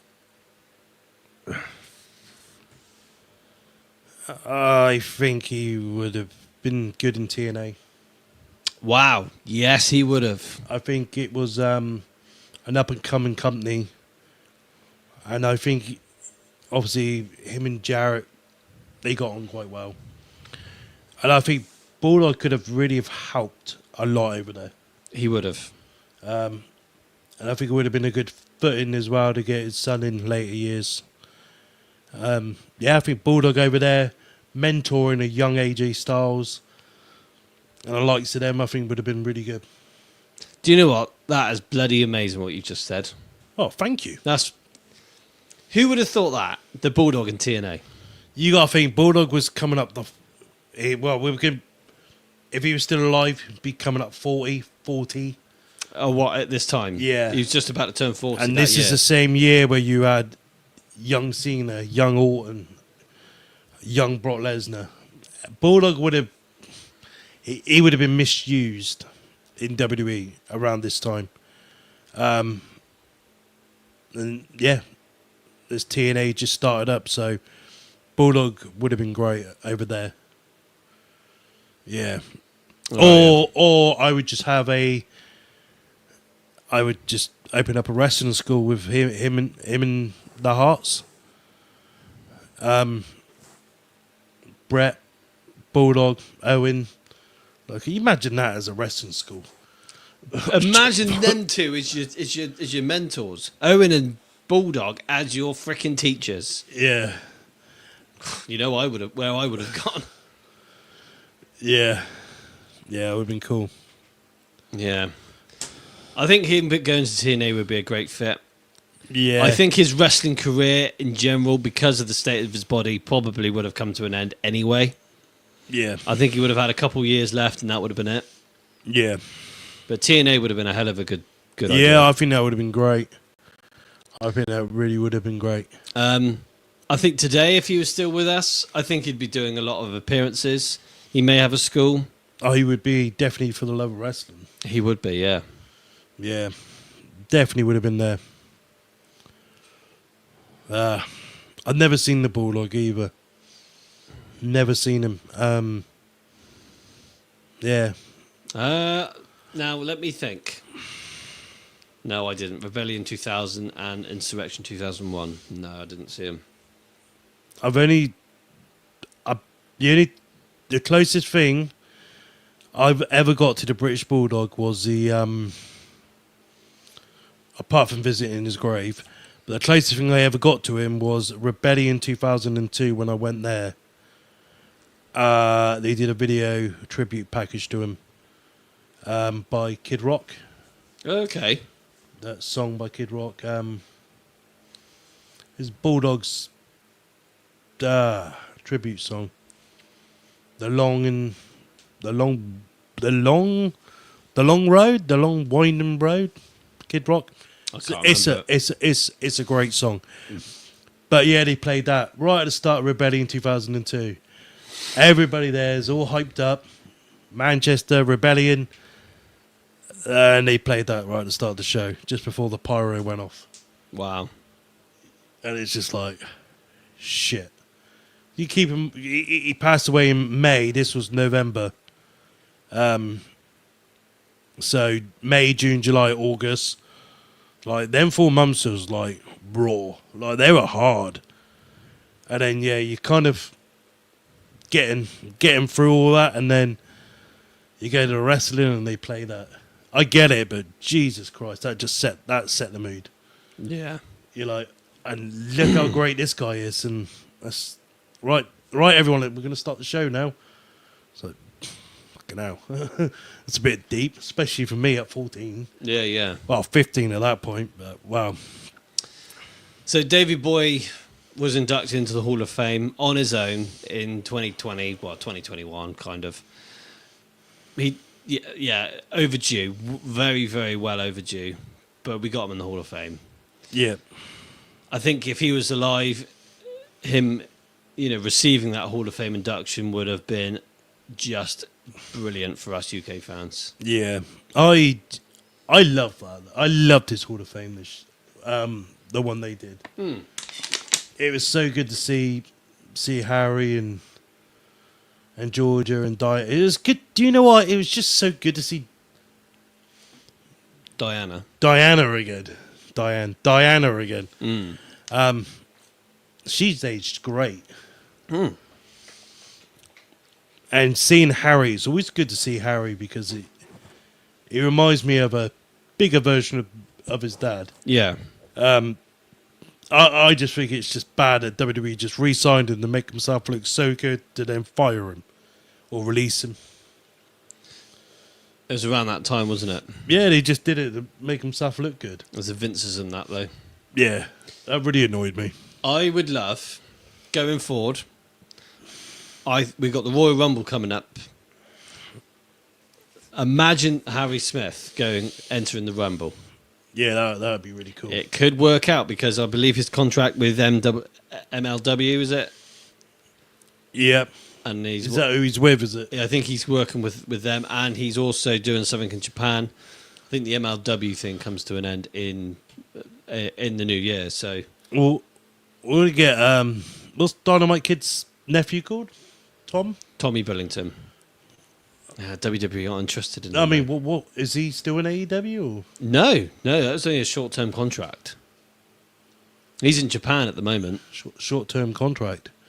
Yeah, I see a lot of potential in him. Wow. WWE would have taken him on, but he did like a trial thing, and they said he wasn't ready. Tommy Billington, for fuck's sake, he's ready. That's what NXT's there for, though, isn't it? Imagine him and Harry. I think it's their nice way of saying you're too little. He's a very small man. He's only about 5'5", 5'6". Yeah. But Harry's got the bloody look. He is looking very, very good. Yeah. But I think he's past his prime now. He's 39. He's going to be 40 next year. Oh, really? Harry will be 40 next year. The same age as Bulldog. He's just outlived his father's age. Wow. That's mad. Yeah. That's absolutely mad. I know. Absolutely mental. Wow. Yeah. Imagine that. Well, we shall see. So, is there anything else you would like to add about the British Bulldog? I'm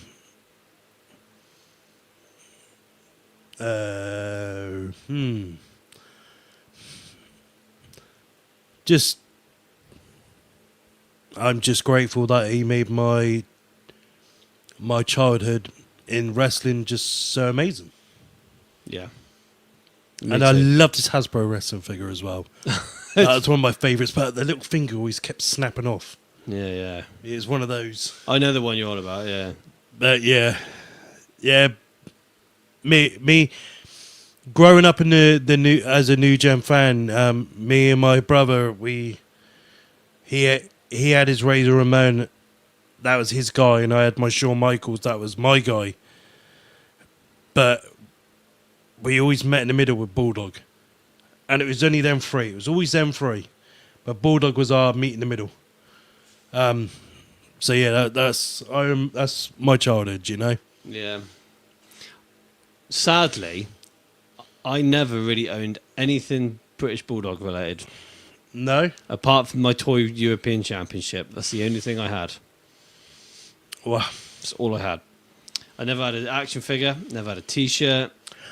I had a British Bulldog t-shirt. Okay. There's a picture of me. I don't know where it is now.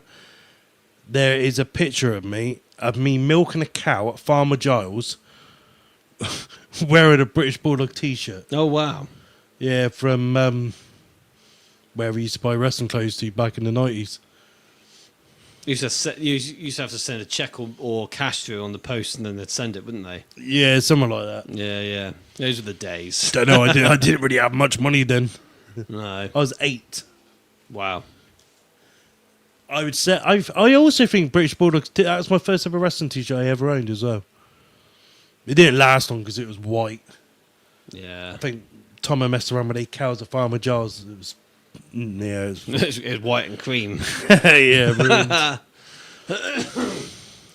Well, I think, the Bulldog for me, he's left a huge mark. For me as a wrestling fan, I was mesmerised, and I was mesmerised by his performance. I was just amazed by his look and how he portrayed himself on TV. And how he portrayed himself as a character, and from what I've even seen from outside the ring, he was a damn good freaking dad. He's a good role model, Yeah.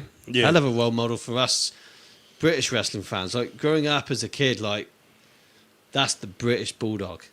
If you talk to some people, like, I was talking to my Uncle Mike earlier on, telling him, you know, how the podcast is going and what I'm doing tonight. And I said, you know, the British Bulldog, Davey Boy Smith. And he's like, wouldn't have a clue. And I'm like, you know, it's the British Bulldog, for fuck's sake. The best well-known UK wrestler to ever go to the biggest wrestling promotion in the world. And you don't know who it is. Do you sometimes wish that you...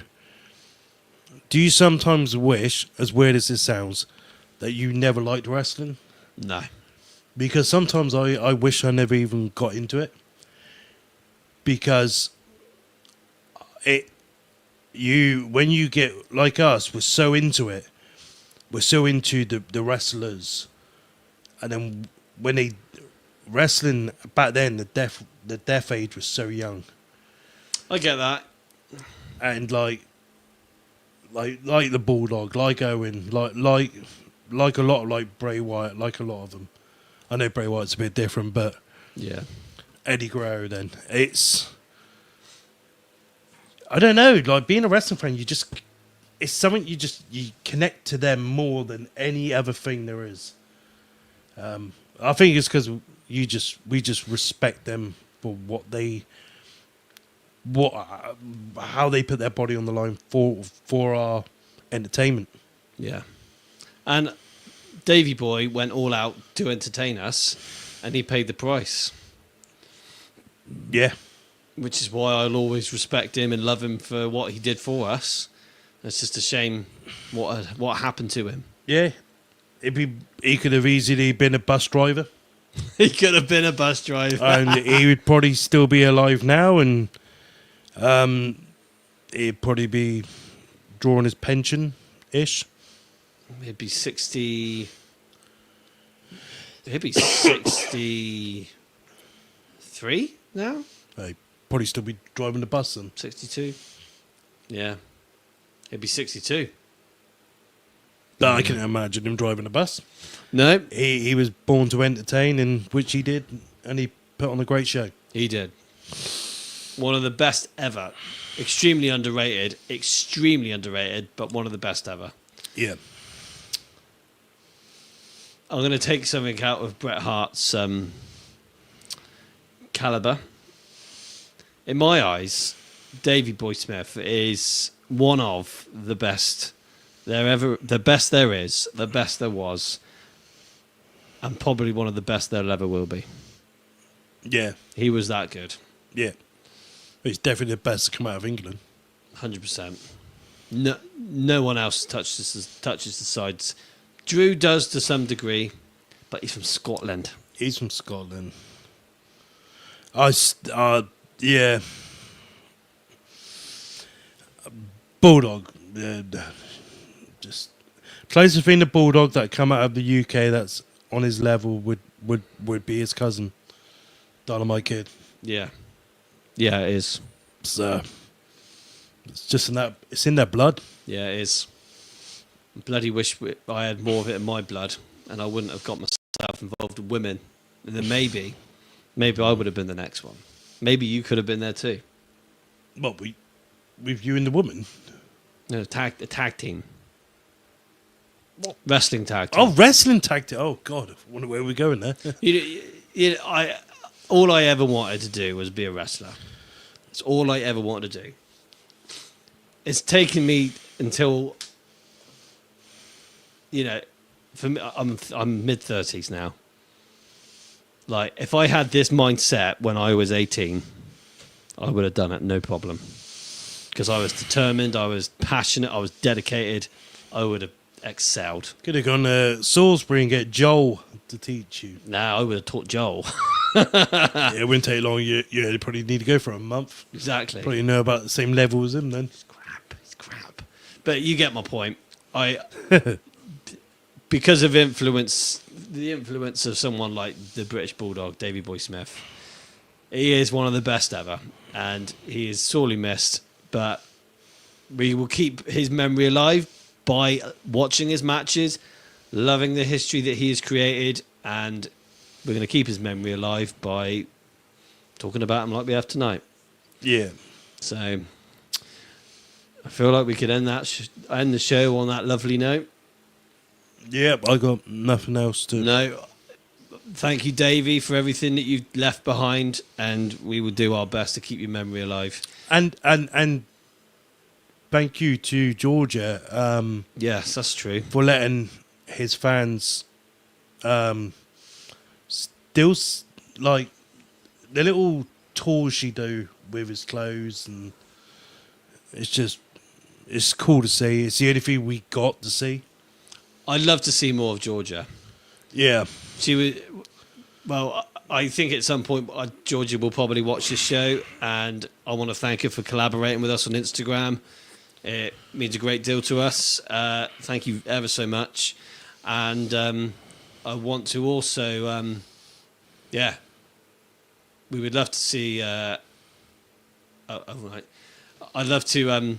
We'd love to see Georgia again out for the love of wrestling. So that'll be really, really good. So yeah, thank you, Georgia, and thank you to the Smith family. yeah.